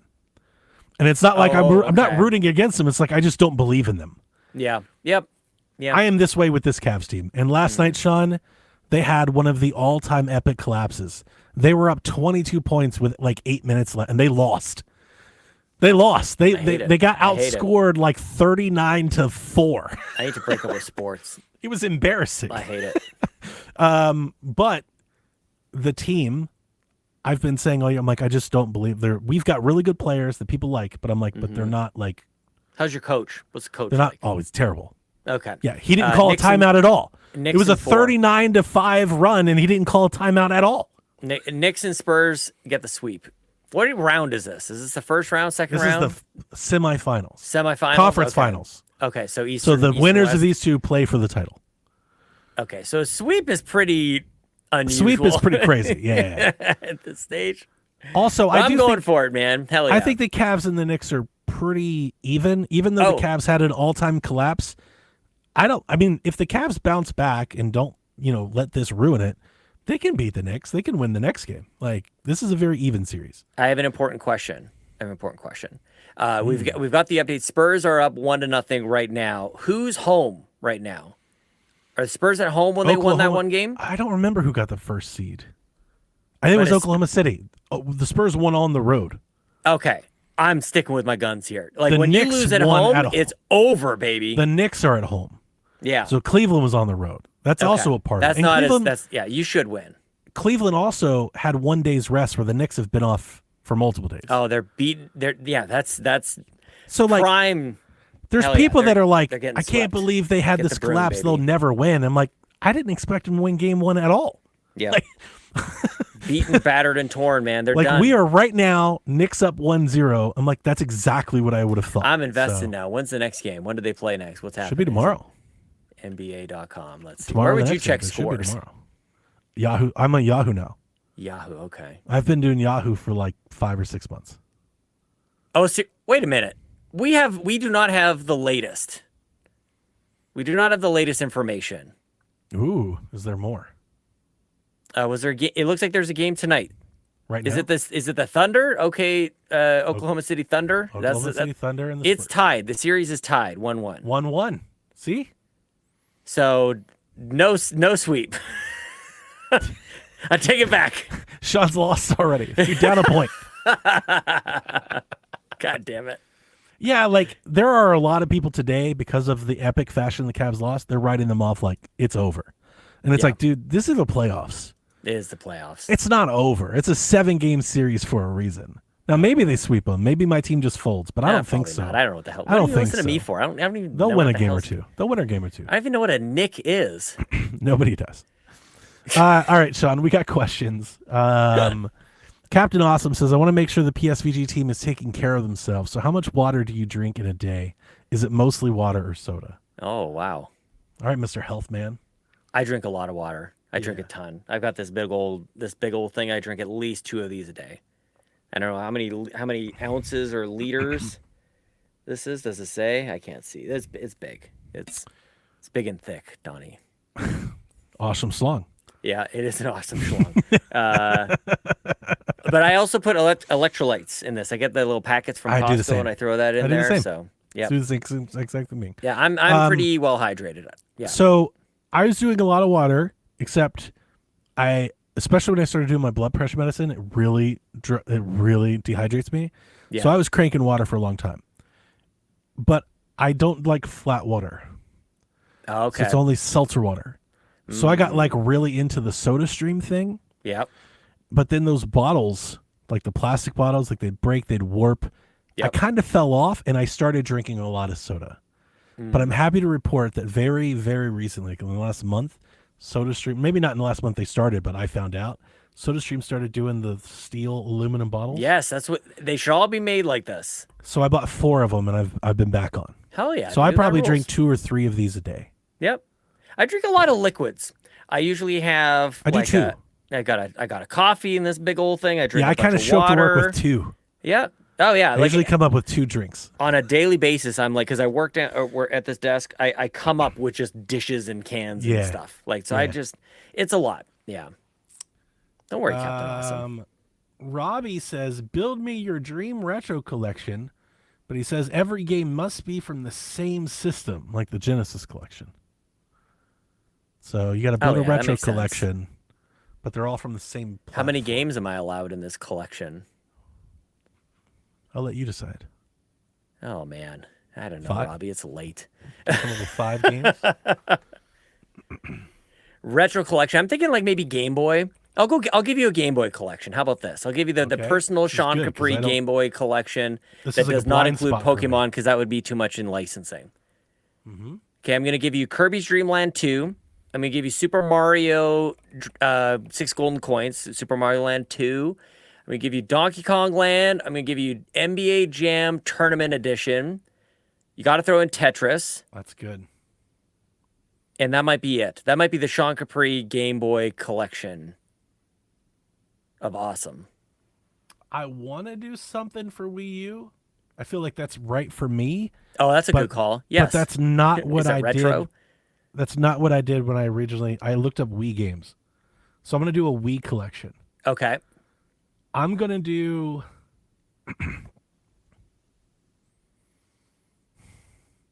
Yeah, this is good. I want to work Batman into it somehow, but it's not going to fit. It's not going to fit. I'm going to do... It's Wii's... Oh, this is funny because on Shaq, like a year ago, I was talking about doing Wii Masters. I want to call it like something like Wii's greatest like B hits. Nice. Yeah, that'll sell. You get what I'm saying? Yeah. So I'm going to put on Scarface. Oh, hell yeah. Give me The Godfather. Godfather of the Black Hand. Mm-hmm. I want Silent Hill Shattered Memories. Hilarious. I want No More Heroes. I want Dead Space Extraction, and I want Mad World. Ooh, throw a Far Cry for a little bonus in there. I never played Far Cry on that Wii. Far Cry is shit, dude. I bet it is. Oh my god! I bet it is. I thought my Wii was what's broken. the other one? Oh, what's the shooter? It came out at the end. Oh, it starts with a C. Yeah, what is that game? The Conduit. The Conduit's gotta be on there. Yeah. You gotta have it. Nailed it. Yeah. Dude, that's a great collection. Yeah. The Conduit. Holy shit. Would I buy that? Absolutely. Would anybody else? Maybe funny. Seth. My brain went to Devil's Third, but that was Wii U. Ryan would. That was Wii U. Yeah, that was Wii U. When I started doing this, I was like, I should have picked Wii U. Yeah. No, shout out to the Conduit. That's awesome. Yeah. There was supposed to be like a remaster for Android, but it fell apart. Yeah. I was following it because I was like, fuck yeah. Yeah, man. Like, I'll buy the Conduit on phone. Man, it's such a fun question though, because like you could do like, especially Game Boy. I picked kind of just off the top of my head, but now that I think about it just for a second more, like all the games that actually came out for the main console, but there was a Game Boy edition. It was an entirely different game. Yeah. I love that. Happened all the time. That was Game Boy GBA.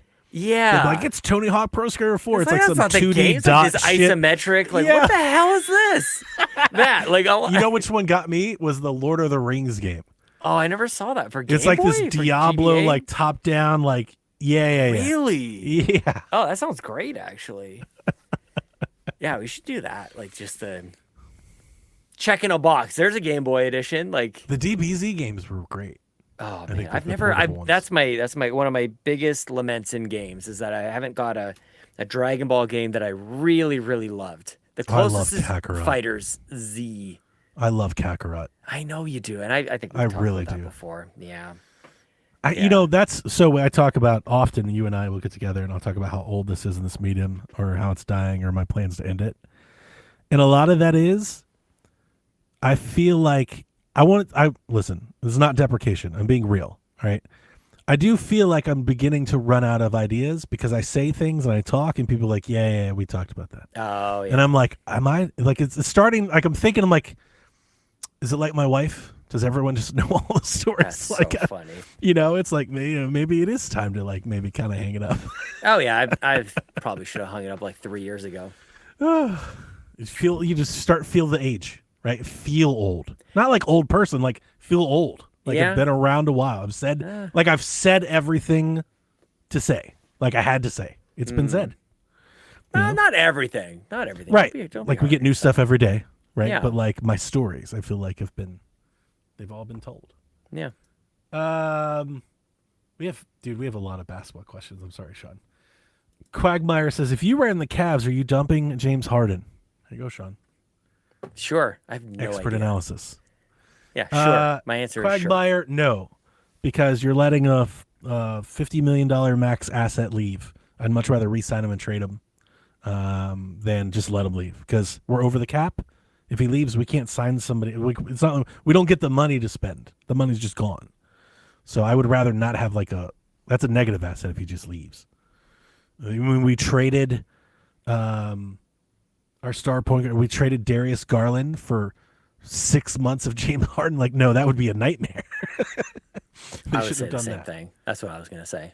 Yeah, I had it. Yeah. I could see it. Mm-hmm. Mathman says, I don't know how much of the playoffs you've watched other than the Cavs, but what do you think about the Spurs' Dylan Harper? Sean, of course. Amazing. Yeah. I've been impressed with his poise and maturity, given that he is a rookie, assuming everyone stays healthy. This is going to be a very formidable squad. Yeah, like you guys are the favorites. San Antonio's the favorites to win. He's been a big part of it. He's very consistent. I still don't know. I mean, he's been great. So this is by no means a shot at him. I think I would have taken like VJ. I think there was a couple people I would have rather taken. But he's interesting because the Spurs could either trade him, like if they're super committed to Fox and others, or they could focus on him and then trade the others, which is what I think they'll do. Mimo says, who's winning it all and why is it the Spurs, Sean? It's the Spurs. Definitely. You got Spurs to the end? All the way to the end. I've been following them this whole time.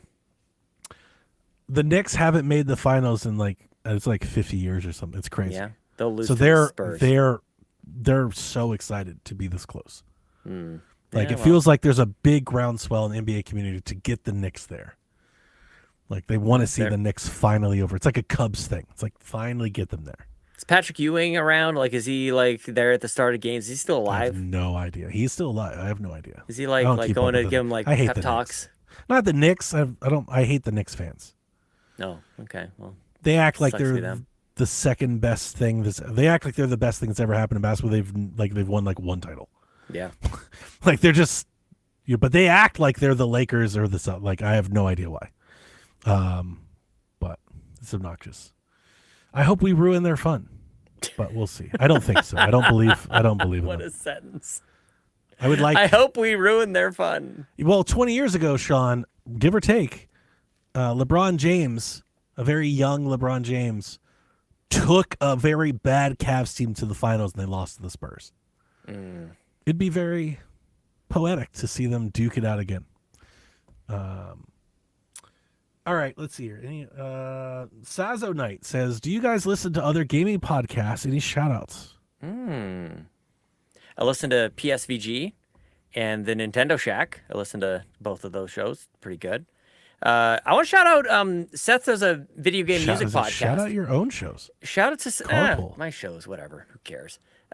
Seth does Bit Harmony. The Nintendo Drive, the Xbox Drive. Seth does Bit Harmony. It's a video game music podcast. What's that shitty show Garrett does? Oh, dude, actually, shout out to the RPG That piece of shit. That show rules. That show is, I'm not just, dude, I adore the RPG. I'm sure it's great. It's so good. They do such a great job. They've done game shows recently. Like Ryan made like a Who Wants to Be an RPG Millionaire thing, and he could like call a friend. Like it was awesome. It was just trivia about like I bet it was great. Is. Shout out to the RPG Cave. People should definitely go listen to that. Nobody gives a rip about my shows. Listen to Seth's Bit Harmony, a video game music podcast. It's excellent. They do a great job, whether you're into video game music or not. Like, even if you're just into the games that they're highlighting, it's usually like one game per episode. It's great. The last game they did was UFO 50. Go check out Tetris Effect Connected or what's it, Lumines. They did a Lumines episode recently as well. Great music game. They do a spectacular job. It's very funny. They have people like sending in voicemails and stuff, and they have people sending in text messages that they have a bot read out, and it's fun. And they find insane YouTube comments on the songs that they're covering. They do an awesome job. Go check out Bit Harmony, a video game podcast. Nice. Yeah. I don't really listen to much gaming podcasts, but I follow channels mostly on YouTube. I will shout out what are they called? They're all like these handheld reviewer channels, like Retro Game Core, ETA Prime, but I really like Bob Wolf's channel. Oh, yeah. He's got a really cool vibe. He's got really good production. He puts a lot of editing and stuff to it. He does have good production. But it's a down to earth kind of everyman's kind of game review I like a lot. Yeah, he's not like a, hey guys. It's not too serious, and it's not that. It's just very real. I like that a lot. I also love Switch Up. Oh yeah, that's like my go-to place for like Switch performance cover. Like, how does this game run and stuff? Like, that's my number one thing. And then I will shout out Bill Fairchild of the Nerd Nest. We're not like friends or anything, but we crossed paths many years ago on the Google Stadia stuff. Sure. Yeah. Bill has exploded. He is the thing. Of course he did. He's landed. He's arrived. Good for all him. Those other channels, they all podcast together. Bill, for the past few years, has been really on he talks about everything, so I'm not going to put him in a hole, but he's been very like focused and centered on like Steam OS, Steam Deck, Steam Machine, like that sort of thing, handhelds. And he's killing it with the Steam Machine lead-in. He just interviewed Valve. With Valve, yeah, like he's the man. Like he's done it. Yeah, he's got all the 100,000 views and all that. Like he's set out to do the thing, that he wanted to do, and he's accomplished it. And we've crossed paths in the place. Like we all kind of swirl out of I want to say like a very close, similar galaxy. Yep. Like we're in the kind of the same solar system. So yeah, it's been really cool to see that. Nice. He kind of killed it. Yeah, he took off with the Steam Deck. He was one of those. I felt like a lot of Google there were a lot of Stadia things. I tried one as well. Yep. But a lot of Stadia people converted into like Steam channels. Sure. PC channels, and then that's taken off with the Steam Deck. And he's landed it. Oh, good for him. So nice, man. He's got good stuff. I think shout out Bill. Your ex co-host, he's kind of accomplishing all the things that he's wanted to do, right? He just had I think he had the Forza, like a director from Forza Horizon. See? On he's rebranded from the Xbox expansion pass to the expansion pass. So dropped the Xbox. That? Yep. He did the same thing with Xbox Era. Did that too? Oh, did they really? I saw that. Yeah.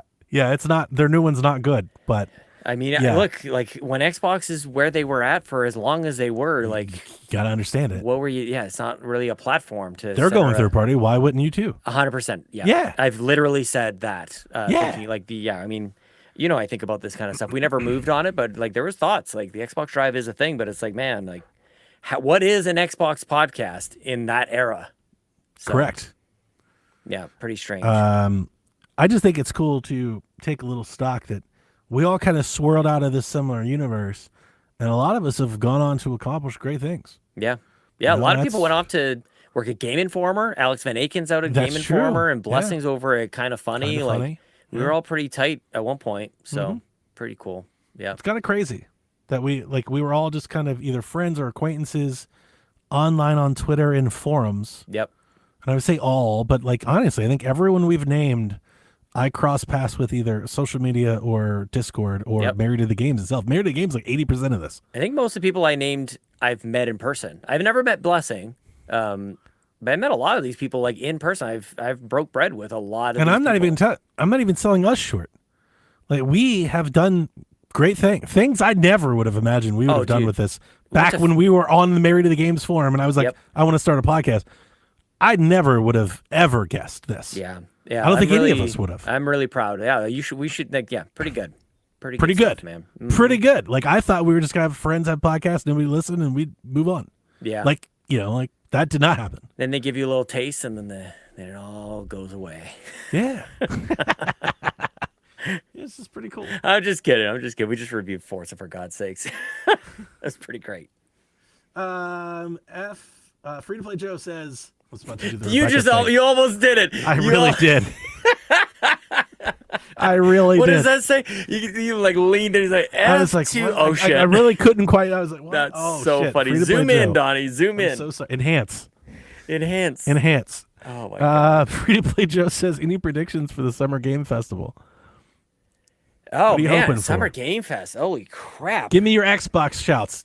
What do we got cooking? What data mining shit, man. I haven't leaderboard have you what do you think? I have honestly, beyond what's announced, right? Fable, State of Decay, Gears. I'm not counting Gears because they've already announced it.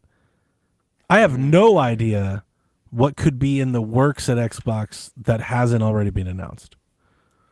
There's probably I have no predictions. There's got to be a better thing than this, but my go-to in a moment like this is Viva Pinata remaster or refresh. That's a good one. New Viva Pinata would be that would go hard for sure. Wait a minute.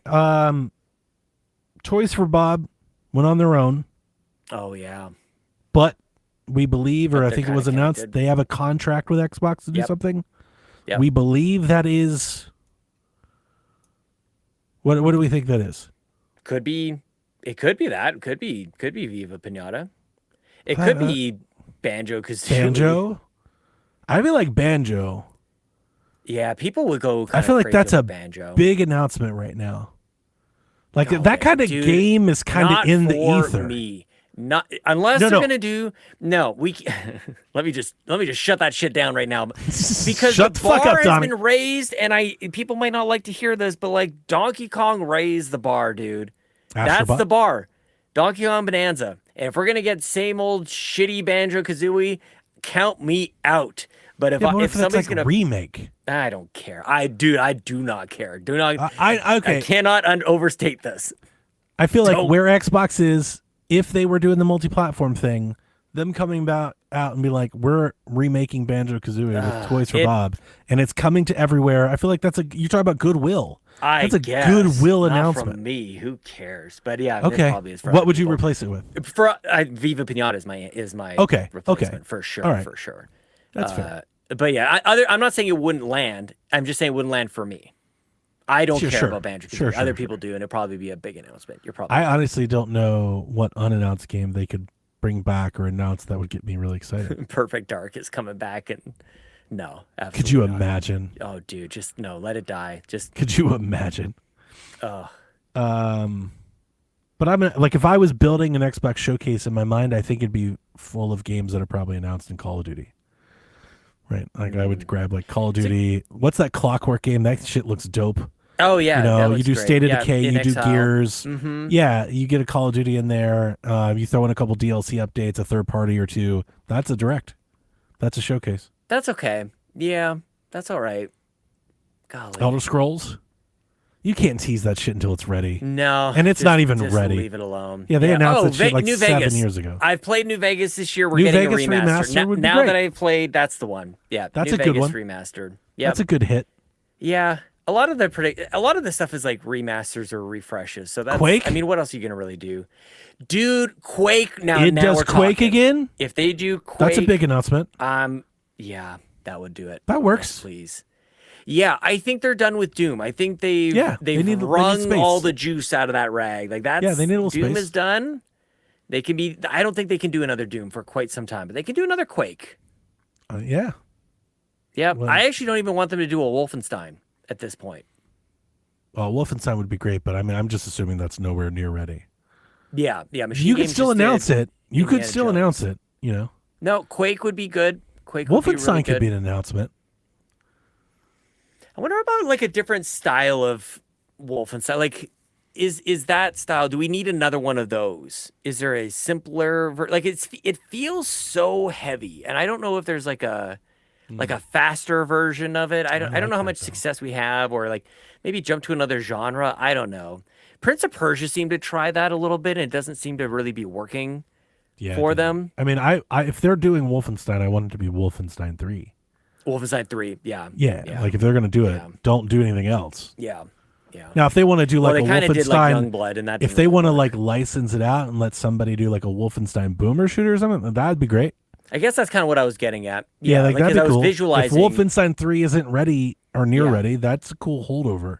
But when Bethesda says Machine Games is doing Wolfenstein, it better be Wolfenstein 3. Can you imagine a Wolfenstein We've waited long shooter? Enough. Like the OG is back. I think that's fantastic. That would be really cool. Yeah, I'd buy that immediately. Yeah, like that would be, and you could do that across the board with a lot of their things. What about a Halo boomer shooter, dude? I can't see says Doom Diablo style twin stick. Oh yes, sick. Now we're talking. That'd be fucking sick. I can't see who said that. Dude, I would go nuts rules. For that shit. That rules. A Doom twin stick shooter sounds fucking awesome. Now this one is only for me and maybe a few people in Korea, but StarCraft 3 would be great. I thought or you any were sort about of to say StarCraft flight sim, and I was gonna drop kick you through the No, absolutely not. No, that's not for me. StarCraft could get some love. StarCraft? I feel like isn't that been in the rumors? That's a thing, right? I think so. That's a hot one. Yeah, people, we forget all the things. Every time I see the word StarCraft, I think of you. Thank you. Yeah, I should play it more. You think I'd be better at it though? Like how much it's like identity is with me? No, you think, fuck like that. The way you think I'd be better. I'm never good at anything, so I don't care. Yeah, like what you like. It's such a you don't have to be good at it to love game. It's just such a skill based kind of thing. So, I gotcha. Yeah, but I love StarCraft. How about any others? Nintendo, that's, PlayStation, EA. Ubisoft. Do we have a date for the Tomb Raider game? Was it this year or next year? They're gonna. I think there's one year and another one the next year. Yeah, I just can't remember if it was this year or next year. I didn't like either one of those trailers. Yeah, you didn't like them?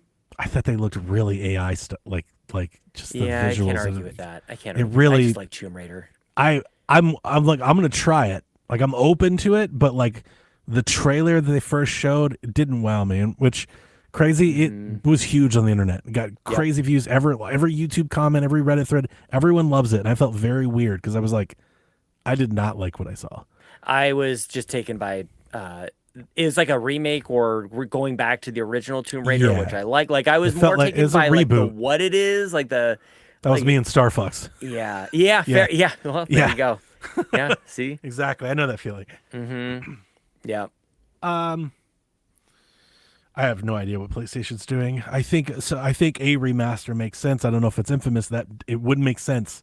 I think it would be good for PlayStation to put a couple points on the board. I think they could use it. They could use a couple, like, I won't say like home runs, let's call them doubles. Mm-hmm. Like some easy bets. They could use some fillers. They could use some Yoshis. They could use a couple 80s. You know, like a couple, this is what our people like. It's what they want to buy. Let's give them a couple of them. They could use a couple. Yeah, they really could. Yeah, they could. I'm trying to think, like, of the PS4 was so strong. I'm just trying to think of, like, what they could do. What can they mine from there? Did you hear my Splatoon thing? Splatoon? No. I pitched this to Rebecca. I had this, just a fantasy in my head. I think I was cutting the grass or something, thinking about games I could make. And I was like, dude, what if we did like a Splatoon game, but it's Doom? Hilarious. What if you had like the Splatoon physics? You could transport through the ink and you could fill up and shoot, but it's like, it's retro. It's Doom, like it's Doom pretty pixel. Good. Isn't that a great idea? You call good. It Splatoon? Yeah. Oh my God. I love it. Imagine that music, but a little heavier. Like the Splatoon music. Yeah. What was his like name? A metal track on like a wow. Mick Gordon. It's like Mick Gordon does Splatoon. Yeah. Oh, it's so good. That'd be great. I'm glad you like it. Yep. Of course, dude. Made me actually think of like, what about a fighting game like Mortal Kombat Splatoon would also be pretty like just it translates so easily. The Xbox will bring back Killer Instinct somehow for some reason. What about that? You don't care about that. You don't care about Sean. I don't care about that, but I think that's a great pick. Yeah, why not bring of back the Killer games Instinct? that they could use a fighting game, and that's a branded, like, that's a thing. Yeah, for sure. You know, PlayStation's got Marvel, Nintendo's got Smash. Like, Xbox could use one. Mm-hmm. You know, I don't think Killer Instinct's going to move the needle, but again, a lot of it's just about being there. Yeah. Not just seeding it. You know. Mm-hmm. It's an interesting time to be predicting for this stuff because I think generally everybody's expectations are so low. It's just we're about to flip the generation. Yeah. You know, we're about to get new consoles in the last year? Do they? We didn't even talk about it. Do they announce new hardware? I don't know. I don't think so. I feel like if they didn't just make this change, if Asha didn't come in, if it was still Phil, I would say yes. And I actually kind of expected them to announce hardware last year. I'm still expecting them to announce it. I just think she's still thinking. I think she's wondering. You know, I think that she's doing everything she can to make some progress with what she has without making a big bet. Like, it's a good call. I feel like the Helix train has been on the tracks too long to change it too much. Sure. Yeah. So I think she could do Helix and something else, but I don't think you can change what Helix is. Yeah. Yeah. I don't know. I think a lot can change. I think they're still early. But I also depends on if the price isn't right. That's the easiest thing to do is just hold on to it. 100%. Yeah. Yeah. So that's there. That's a reality. Mm-hmm. I just think Xbox needs to turn the page. And here's my biggest take for thinking. I think they're going to announce new hardware. Announce doesn't mean price, and announce doesn't mean it's out this year. Xbox announces shit early all the fucking time. Yeah. Now, maybe her coming in is we're not going to do that anymore. Is that going to change? Yeah. But I still feel like it's a very Xbox thing just to do. Yeah, just announce stuff. Yeah. Yeah. I mean, like it's the Devolver, you know. I think they'll, just announce the things. They don't care if it's real. Just it's, yeah, exactly. Yeah. I could see them doing a splash, maybe showing us what it looks like, maybe giving us a pitch for what it is, and then telling us we'll talk more about it in 2027. Yeah. I feel like they do that all the time. Right? Yeah. What was the last showcase? No, Xbox only did a couple. So recent showcase, it was like everything was like 2027 and beyond. It's like, man, this is early in 2026 to be doing showcases. To be talking next year. Yeah. Yeah. I mean, honestly, if I really think about it, there is still like a back half of this year that we don't have a lot of dates for, and I might be okay with just like plotting that out. Everyone's freaking out about GTA. GTA, yeah. Which I do think will get announced at Summer Games Fest. There's a prediction. Oh, yeah, I don't know. The reason that I do is because if it's not, I figured it'd be out by now. I'm kind of thinking like if Isn't Rockstar, that interesting? like if Rockstar was going to do it on their own, I think they would have done it already. Do we not have we don't have a date. We just have 2026. Nope. We have no date, no price. What if they shadow dropped GTA 6 on us? Now they don't have to do it at Keeley's event. I'm just thinking they're going to do it around this time. That's what I'm saying. I'm not saying they shadow drop at Summer Games Fest. I just think like just in general, like if that's the way they launched it. That would be crazy. I don't think it's going to happen. They're going to put up a trailer and let people know what it is. And I mean, obviously, I love a good shadow drop. I'm a sucker for that. I wonder if Xbox is. You would think, given Xbox's financials like the last 3 years of reporting hardware, that they're staring at a quarter where they're going to sell more than they have. Yeah. I'm just hoping I'm hoping they're ready and they have stock for GTA. Like, this is like their last chance, I think, to move some stuff. Yeah. You know, like I would go really, really hard on it if I were them. What about a price drop? Can somebody figure out a price drop, please? Can we start buying consoles at a reasonable price again? I mean, yeah, I'm a love it, Sean. Like, I'm all for you, buddy. I just don't know. Like, is this in the cards? It doesn't seem like it's in the cards. It sucks because you can see in the predictions like what we're relegated to because we're not allowed to dream for less. Like, it was kind of what I said before. You hate the glass ceiling that we give ourselves. The reality, absolutely, the reality box we box ourselves in. Yes. It's the same thing with the Xbox. I love your big dream. And like, we're going back exclusive. And then I come to you and like, this is how much this would cost. And this, do you really think they're going to do this? And you're like, I don't give a shit. I don't like, give a let shit. me dream. I get it. Yes. I love it. 100%. Yep. Yeah. I dreamed about Splatoon. People argue about it like they're going to be in charge or responsible for doing the work. Yeah. Or that it matters to their pocketbook at all. Have you ever tried to convince somebody at work, like, oh, we should do this, we should like build this project together, and they're like, no, I don't want to do that, because they are the ones who'd have to do the work. Like the only reason they're saying no to it is because it's more work for them. Yeah. I feel like that's how people respond to like big dreams that we as gamers want to be asking for in this industry. Oh, don't do that. It's like it's going to cost too much out of your wallet. Yeah, no, I do that all the time with Xbox. Like I don't want to hear about how much it costs. I don't care. Yeah, I don't care at all. Yes. Like I will justify like I don't think they're going to do this because I don't think they want to pay the cost. But if they do, I'm all for it. I don't give a shit if they do. That tenor of narrative, like no wonder we're not getting much else. You guys. Why be the corporate monolith if you're not going to spend your way around things? Yeah. Then what's the money for? I can't help but think of like what Apple is doing with like an annual what's the iPhone money for? That's barely better than the year before. Did you see that? I don't know if you saw this. I don't even know if this is real. So let me say that. Rumor, speculation. Did you see any of this stuff? It's like today or yesterday. I saw a couple articles while I was coming through the news of the new people that Asha hired. Did you see any of this? Yes. Did you see the tweet that the one guy she hired put out like 3 years ago or something? Maybe it's fake, but I don't think so. I saw a screenshot of it on Reddit. I didn't see. No, I have no idea. The guy that she hired to be like the strategy guy? The guy that like wrote the book that Tim Sweeney is all excited about and whatever. He tweeted out a couple years ago, imagine if Apple bought Xbox. And I was like, that's the person you just hired to run Xbox. I don't know if that's a good or bad thing. It's just an definitely lines up with what I'm saying. It's an interesting thing. That's why I brought it up. Yeah, definitely. Yeah. I feel like people just don't give, like we have no comprehension of how much money we're talking about here. Oh, yeah, 100%. Like, it doesn't even like they bought $69 billion as if they didn't tell us enough. They didn't bought actually like $69 billion. They paid cash. Yeah, cash. No payment debit plan. No layaway. Yep. No. They just tapped their debit card and that was it. Today. They moved on. What do you want me to cash app you? What's that ID? Yeah, exactly. Yeah, send it by Venmo. Yeah, over to what's his face. No, I'm with you. So that's been my only point in how do you get this back? You're gonna have to buy it. You're gonna have to buy it. Yep. Like you did with 360. Mm-hmm. And if they're willing to do that, they can totally get back in this game. Mm-hmm. But in my opinion, that's the only way you get back in. Well, I've said it somewhere. I don't know if it was on a PSVG podcast, but it's worth reiterating during this conversation.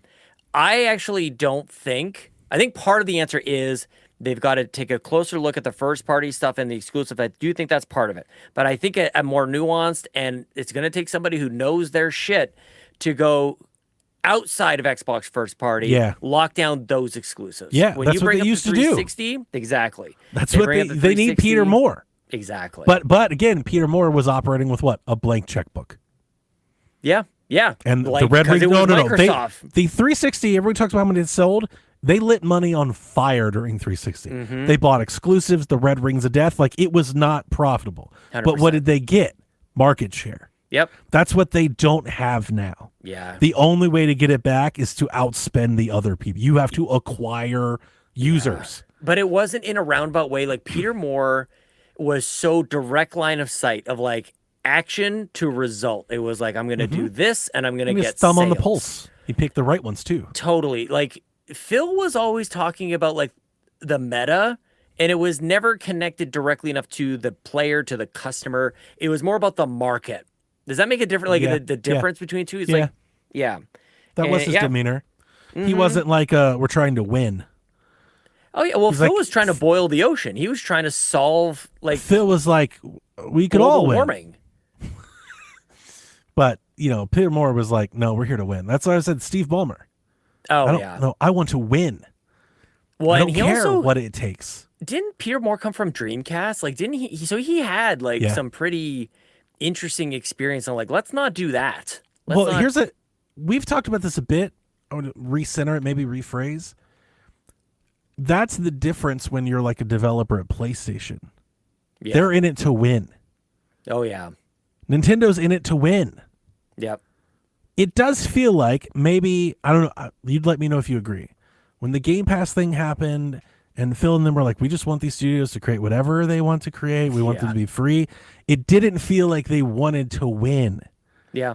Like they were kind of just like, everyone wins in the end. We'll all be gamers. Let's center. Like it was like this. That seemed pro gamer, right? Which again, that speaks to what I'm saying. Like it's too meta. That but I feel like sell copies in units. When the company DNA culture is that competitive, we're trying to be better than we were last time, better than the others, better than them, and better than them. They're competing. Yep. That makes you make better games. 100%. That makes you make better services. That makes you fight harder. Like everything gets better. Yep. I feel like that's been missing. Yep. Yeah, for sure. Yeah, I completely agree. I wonder where like Forza Horizon is as good as racing games get. That'd be a good standard to have. Like, and is that too much to ask? It sounds silly to say. I almost like held back as I was saying it because like nobody's expecting Xbox to put a lot whatever of this their comes next game is to be the best of its kind. Yes, 100%. And a lot of like my feeling comes from being that Xbox One customer where they took a lot of swings, they did a lot of weird stuff, but a lot of it flopped and a lot of it was not productive. And then you'd hear like Matt Booty be like, well, like these people are creative. We just want to make whatever they're like. It's like, maybe you shouldn't. Yeah. Maybe you should have them make a game that has widespread market appeal that people want to buy. Yeah. Maybe you should make an alternative to Uncharted. Maybe you should make an alternative to Mario. Maybe you should try to make an Animal Crossing. Like, these are the games that are selling. These are popular. People are buying hardware for them. Where's yours? Yeah. And they're like, we've got State of Decay.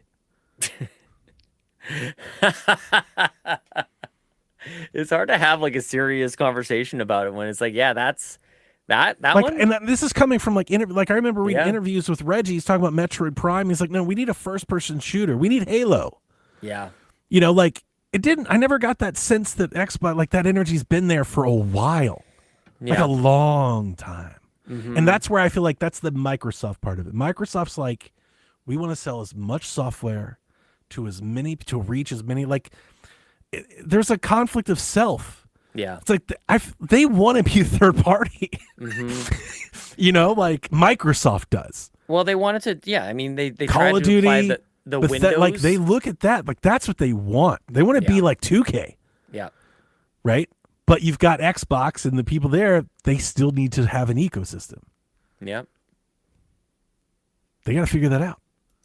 We'll I thought PC was it. Just go PC, but we'll see. We'll see. Last question, we got so off the summer. Look, I love this. Sweet Hangs. We got so off. Do you have any other predictions? That's enough for now. I'm going to go, I think we'll see, because I don't know if I'm actually going to get a chance. I think we'll see Far Cry. If EA is around. That would be great. Yeah, some Ubisoft stuff would be nice. I know they've had 2 Far Cry games in development for a few years. I think one was canceled, but even more than those rumors, Far Cry 6 was like 2020, 2021. That was such an important franchise for Ubisoft, such a successful one. I don't think you want to go 8 years without saying anything. Oh, I'm with you. Yeah. It's a long time. So like, I don't even care if it's not coming out soon. I think they're in a position, you just need to say something about Far Cry. Ubisoft's got to do something, dude. It's been a while. Yeah. What is it? I mean, I'm sure there's an Assassin's Creed still, like, we're due for something coming I think up we're next. getting Assassin's Creed next year. Yeah, they've got a lot of stuff in the pipeline. I think Black Flag's going to be big. Yeah. It looks great. Yeah, that is the next one. That's true. Yep. So we have that. And then on the Nintendo front, I mean, we all believe the rumors are true that Ocarina is coming. Yep. If that is true, I don't want it to be, but that could be their whole direct. Nobody would care. They could have a 30-minute, we're doing Ocarina, it's this awesome, it has this system, this is the big box, and that could be the whole show, and people would be over the moon. But I don't think that'll be it. I think they have other games. I do too. Yeah. I think they have at their least cadence one is impressive this year. I think they have at least one or two. For sure. Yeah. Yeah. Yep. I don't know we do for a Mario Party. Oh, I guess we got that Jamboree thing. They could do DLC Mario Party again. I mean, the Switch Sports was a rumor. They could probably have more second party deals. I don't know if it's a Mario. I don't know if it's it could be a Kirby. We've got Fire Emblem. I think there's one. I think they're one short. If it's Ocarina Remastered, it's we need one more. We need Xenoblade. Xenoblade is perfect. Actually, good call, Sean. We need Xenoblade. That would be spot on. Yes, please. Last question. Magnum TK says, first, welcome back. Thank you very much. Thank you. So I hope you had a relaxed vacation. I did. Dehydrated, though. A lot of work. Nice. He says, so Monday I helped my fiance get a new car. In return, she has to watch all 3 Lord of the Rings movies with me without a phone and no sleeping. If she sleeps, then she also has to watch The Hobbit. That's hilarious. Sean, are there some things that you have done for your lady and she has to repay you? Dude, are you kidding? I am indebted to Chelsea on a daily basis. I'm just trying to keep up to her. Absolutely not. That's a great husband answer. Yeah, there's no way, dude. There's no... Now, and even if that were the case, I can't imagine cashing it in, to be honest with you. All right, time for you to do this. No. I don't think so. I do this all the time, TK, but it's so far more deviant and explicit than this. This is adorable. Mm-hmm. I bought you a whole car. You have to watch a movie with me? He didn't even buy the car. He helped her buy the car. Co-sign, maybe. I mean, I get Down the payment? time commitment there. Because, why does buying a car take so long? Why am I just sitting in this chair? Oh, that's interesting. All day. Slant. Day for day, yeah. Yeah, that's kind of how I took it, because I think about the time commitment for Lord of the Rings. Yeah, buying a car Well, you takes could Carvana. They just drop that shit in the driveway, right? Yep. Could you imagine? Have you ever bought anything like that?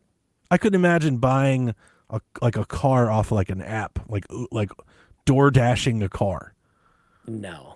Right. No. Marketplace is about as sketchy irresponsible. as I want to get. That's insane. Yeah. But people do it.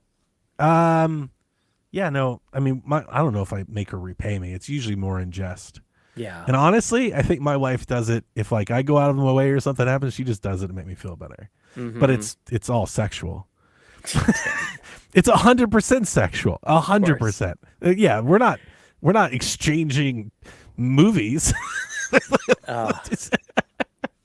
No, we do other things. That's so funny. I don't think Chelsea and I, when we watch a movie, I don't think either one of us is ever okay, this one's for you, but next time it's for... Yeah.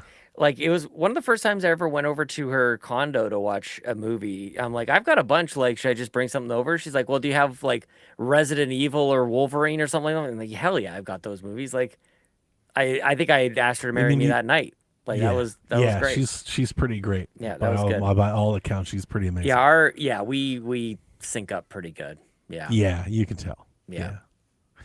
My wife and I forever, we don't bowl anymore, but we had a standing bet. Oh, that's fun. 30 minutes, whoever wins. Oh, that rules. 30 minutes, straight 30 minutes, whoever wins. Nice, man. One time, she was 30 pins ahead of me, and I closed with 3 straight strikes to beat her. Yes, and then time was up. It was epic. She was like, no! Like, I walked up and like, you got to roll a strike to it. And I hit it and turned around. And I was like, all you tonight. I love it. That's so funny. We don't really compete, I don't think. We don't either. That's just our one funny bet. That's so good. And like, we both win, right? We always both win. So it's just fun. But that was like our one, like we did it all the time. Well, look, Donnie, now at McDonald's, at least in Canada, I imagine it's the same in the U.S. Now after the Canadian May long weekend, it is now all sizes of fountain drinks are $1 all summer. Only $1 all summer. And talk so about Chelsea and I, price. we will constantly ask each other, do you want to drink? I wish they were doing that shit here. That sounds awesome. It's only $1 for a large. We get 2. They've got those sips now down here where you can get the Dr. Pepper with the cream or the... Do they really? What do they call there's like those? A watermelon one. Dirty pop or whatever. I'm addicted to this shit. There's one across the street. That's crazy. I love them. It's exactly sip. Yeah. Delicious. Yeah. Are those $1? No, it's at McDonald's. I'm getting robbed. McDonald's has them. Oh, we have a whole separate place. Like our McDonald's has them. Like they're doing those drinks. Oh, I think they might have them as well. But we have a whole like sip. Like it's called sip. It's just called sip. Sip. Is this a new Canadian store? It might be. That's why I was like, you have that? Oh my like, God, what? Canadian sip. What is this? I don't like saying that word. I don't think that's great. Sip soda. I put sip and it did not come up with anything. Okay, it might be just a Canada thing. Oh, Sean, it comes up with sip soda. Home 5 of best dirty Canadian sodas in sip trunk providers. Do you need a local presence in Canada? Compare the best sip trunk service providers and review their plans that fit your needs. Oh, Sip Soda says proudly Canadian. What is that? Dude, it's dirty soda. It's like a whole trunk service. I don't know, a trunk, like a car trunk? I don't know. I was asking you, is this Canadian? What is that? Each other. I see the sips now. Yes, McDonald's is doing this at McDonald's down here. In the U.S., this is happening. Yeah, go get a dirty soda. Get a starting lineup, which is a Dr. Pepper with vanilla, coconut cream, and freshly squeezed lime. Delicious. That one is great.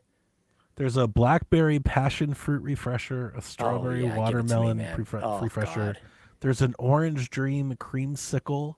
Oh my God, that sounds great. A high C orange lava burst. High C, yes, and sir. a dirty Dr. Pepper. You can't choose all of them, please. But they're not $1. They're like $4 each. Yeah, no, these are expensive. These are when I say like only $1, it's for soda. It's for Coke, Diet Coke. Pop. Yeah, for a pop. Yeah. Do you have Canadian Coke brands that I've never heard of? I mean, probably and like. If I had to guess them, is it like Bitter Fuzz? No, it's like Dr. Bitter Zip. Fizz. I think it's like Dr. There might be a Dr. Fizz. Like at a, like you guys are so on the nose. Yeah, but it's like the local grocery store brands. You know, like Walmart's got the great value. Everyone has them. Yeah, we do that too. There's like Mountain Lightning and exactly, I like that shit. Yeah. Yeah. But I was wondering if there were like distinct Canadian ones. Well, let me see. What is the grocery store is it would called be like Save on like Foods. I feel like Canadian would be like lemon lime seltzer. Like it's because every time we talk about it, it's always exactly what it is. They're like, that's the name. Yeah. It's so matter of fact. Skip the dishes. Like that's our Uber Eats. We're just making up words, and you guys are just calling it what it is. Skip the dishes. Yeah. So good, man. It's like fizzy syrup. Yeah, you guys are like You guys have DoorDash. Fizzy sip. Fizzy syrup. Oh, not fizzy syrup. Oh, that's no. Exactly, just the ingredients. Syrup. It's just the ingredients of what it is.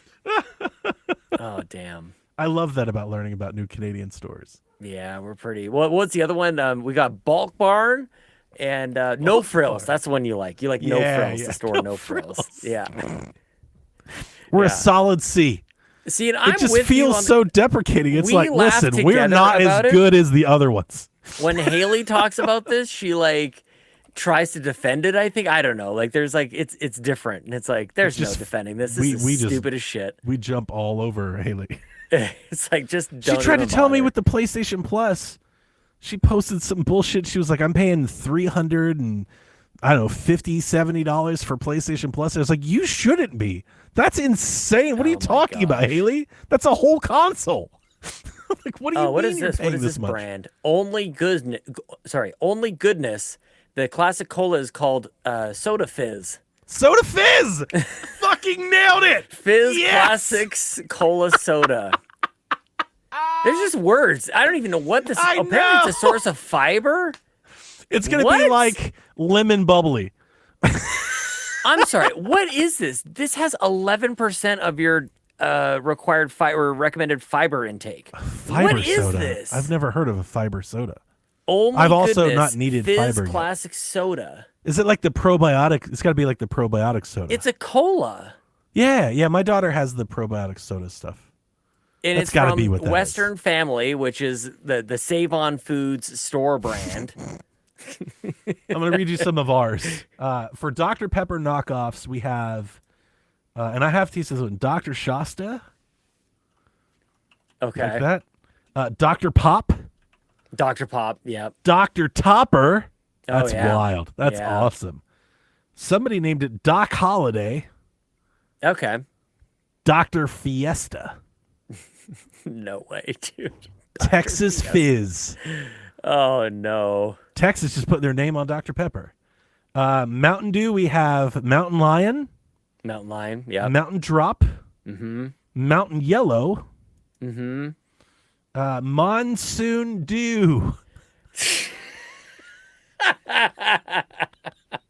The Mighty Rain Citrus Boost. Okay, no, but for real, Monsoon Dew is way better than Mountain Dew. Monsoon Dew is the one. That should be the one. Mountain Lightning, which is the one that I've seen around here most. Oh my god, dude, that's hilarious. Coca-Cola, Freshie Cola. Freshie, nice. Freeway Cola. Yep, Freeway. Future Cola. No. Planet Cola. Hello Cola. Man. Those are bad. Some of these companies spend how much money on marketing for these? Sprite. Yeah, we'll do this. Be our last one. Sprite. Spritz. Yeah, I've seen that. Yep. Spurt. It's a real product, Sean. Oh, yeah. Spurt. Oh, yeah. I wish Delvin was here for that one. I want to hear what Delvin thinks about Spurt. Spurt. Oh, shit, Sean. Sport. No. I kid you. I'm looking. Oh, there's an H in it. What? Sport. Sport. It's like sport with an H. Oh, that's how I've been saying steam. Steam. Steam. I'm gonna go to steam. A little spread, a little steam. Yep. Someone called it Sprint Lemon. Oh my god. No. Strike. No. With a Y.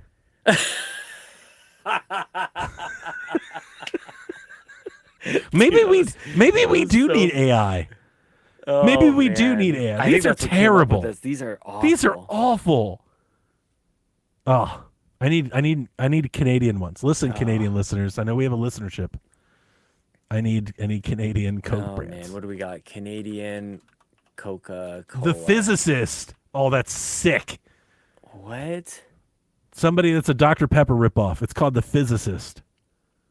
That's awesome. Yeah. We have PC Cola, President's Choice Cola, of course. Great Value Cola. Does it change based on your president? Yeah, no. It's like the no name brand. It's like your Royal Crown, like your RC Cola? Yeah, it's like RC Cola. I got you. Yeah. Okay. Yeah. That makes more sense. Yeah. I literally thought it like good. You said President's Choice, and I was like, God, Trump would make his own. No, President's Choice is like a store. It's like a store brand. It's like a Kirkland's. I got it. Yeah, but nothing's quite like no name brand, which is also a. What do they call those? Like a white label, like a store, like a Kirkland. It's called no name brand. There's so much American like bravado to like be outlandish or catchy or the best, and Canada's like, it's just no frills. We're not really doing much here. It's like the store is just like, don't expect too much. I mean, that's kind of the Costco model. Like they got concrete on the floor. It's not even, it's a warehouse. No frills. We talked about this before when we first laughed about it. I'll tell you, it makes me think like the AC's a little high. There's almost nothing as identifiable as a no-name brand item. It's just yellow with like black Helvetica. It looks like New York City, actually. It's Pittsburgh Steelers, the store. It is. Yeah. Oh no. Oh God.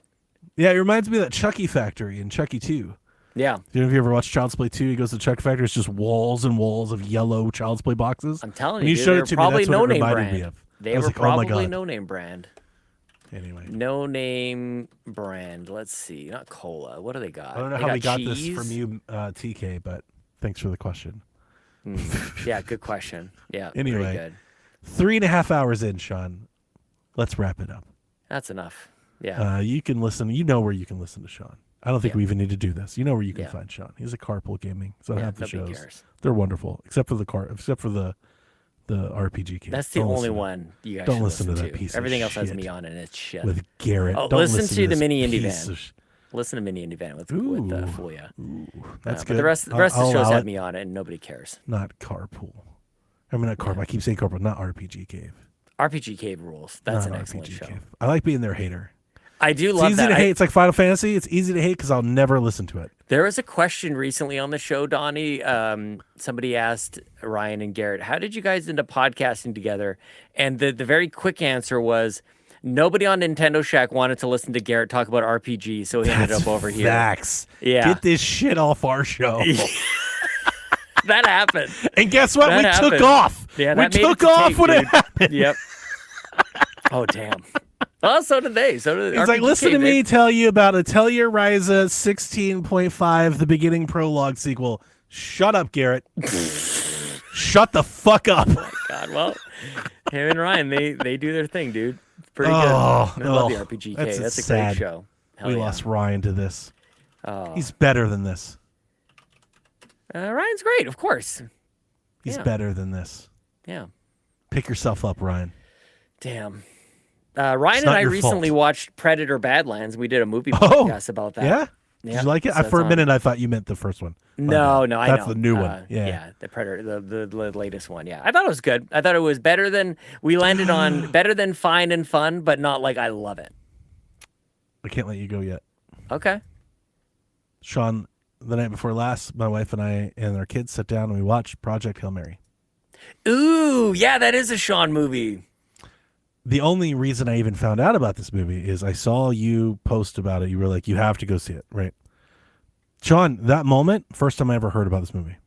Oh, really? Wow. I had no idea what this was. That's what I told my wife. My wife, same, also never heard about it. What? You posted about it. Yarden posted about it. Then everyone posted about it. I was like, apparently I need to watch this movie. It's very good.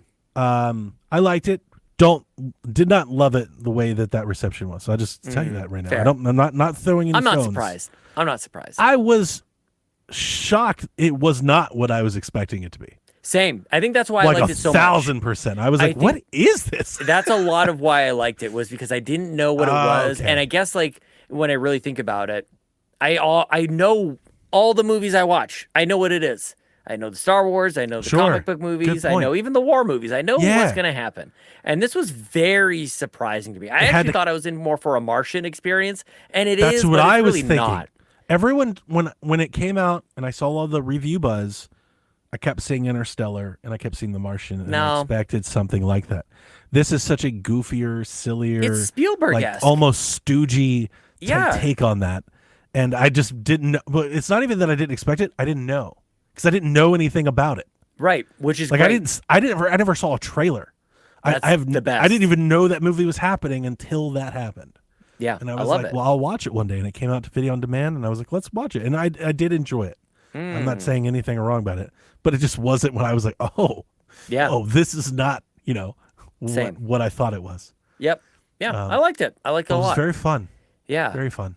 Yeah, I saw it on a Friday. Heartfelt, touching. Very touching. Yeah. It's just like I feel like there's so much entertainment that I've been consuming lately that everything is miserable and awful, and it's like this cheat code that people use to make you think something is good because it makes you feel sad. Mm-hmm. And I don't know, I'm kind of over that a little bit. It's kind of why I haven't jumped to mixtape just yet. I don't know if that's exactly what mixtape is about. It's not. But I it's understand like, exactly that what you're saying, pandering that happens. Yep. Yeah. It's actually just like you were like, I'm excited that this wasn't what I was expecting. I actually really enjoyed that mixtape didn't have like a big strong message it was pounding over the head. It's not that. Okay, it's not that at all. Slice of life kind of It's moment. literally like just an everyday of your summer that you remember in high school. Oh, that's cool. Yeah. There's nothing. Nice. There's no like big message. If there's a message, it's more subliminal and it's more like remember those friends you used to have. Oh, like yeah. it's like if you ever read like one of the things. Oh, like, that's too much. One of those days was like the last day you said goodbye to your friend or whatever. It's more like that. There's no like. That's the racist guy, and this is the corrupt cop guy, and man, we've got to fight society, and this is the corporate guy. Like Life is Strange, super fucking heavy on that shit. Yeah. This is not that. Okay. And I was like, this refreshing. That not everything has to boil us down to demographics. Maybe I'll just keep staying up and start playing mixtape and go on 2 hours of sleep tomorrow. I loved it. I mean, that's all I can say is I loved it. Okay, nice. I legit loved it. Might be one of my favorite games of the year. Wow. Yeah, I loved it. I'm not even joking. I need a limited run box. I'll buy a very expensive copy of that game. I got it. It doesn't sound like you were joking at all. It sounds like I'm just quite serious. Yeah, very, very. Like I would like to put that on the shelf. Yeah. It's Neva-esque. Oh, well, now you're talking to me. Yeah, I mean, like it hits me like it hit me strong. I really love it. Oh wow. So I may be on the higher side of that scale that everyone's upset with, but I am there. Yeah. I'm not going to back down from that. I would like a very big box copy to put on my shelf. I would very much enjoy that. There's always at least one game a year that we all get upset about one way or another.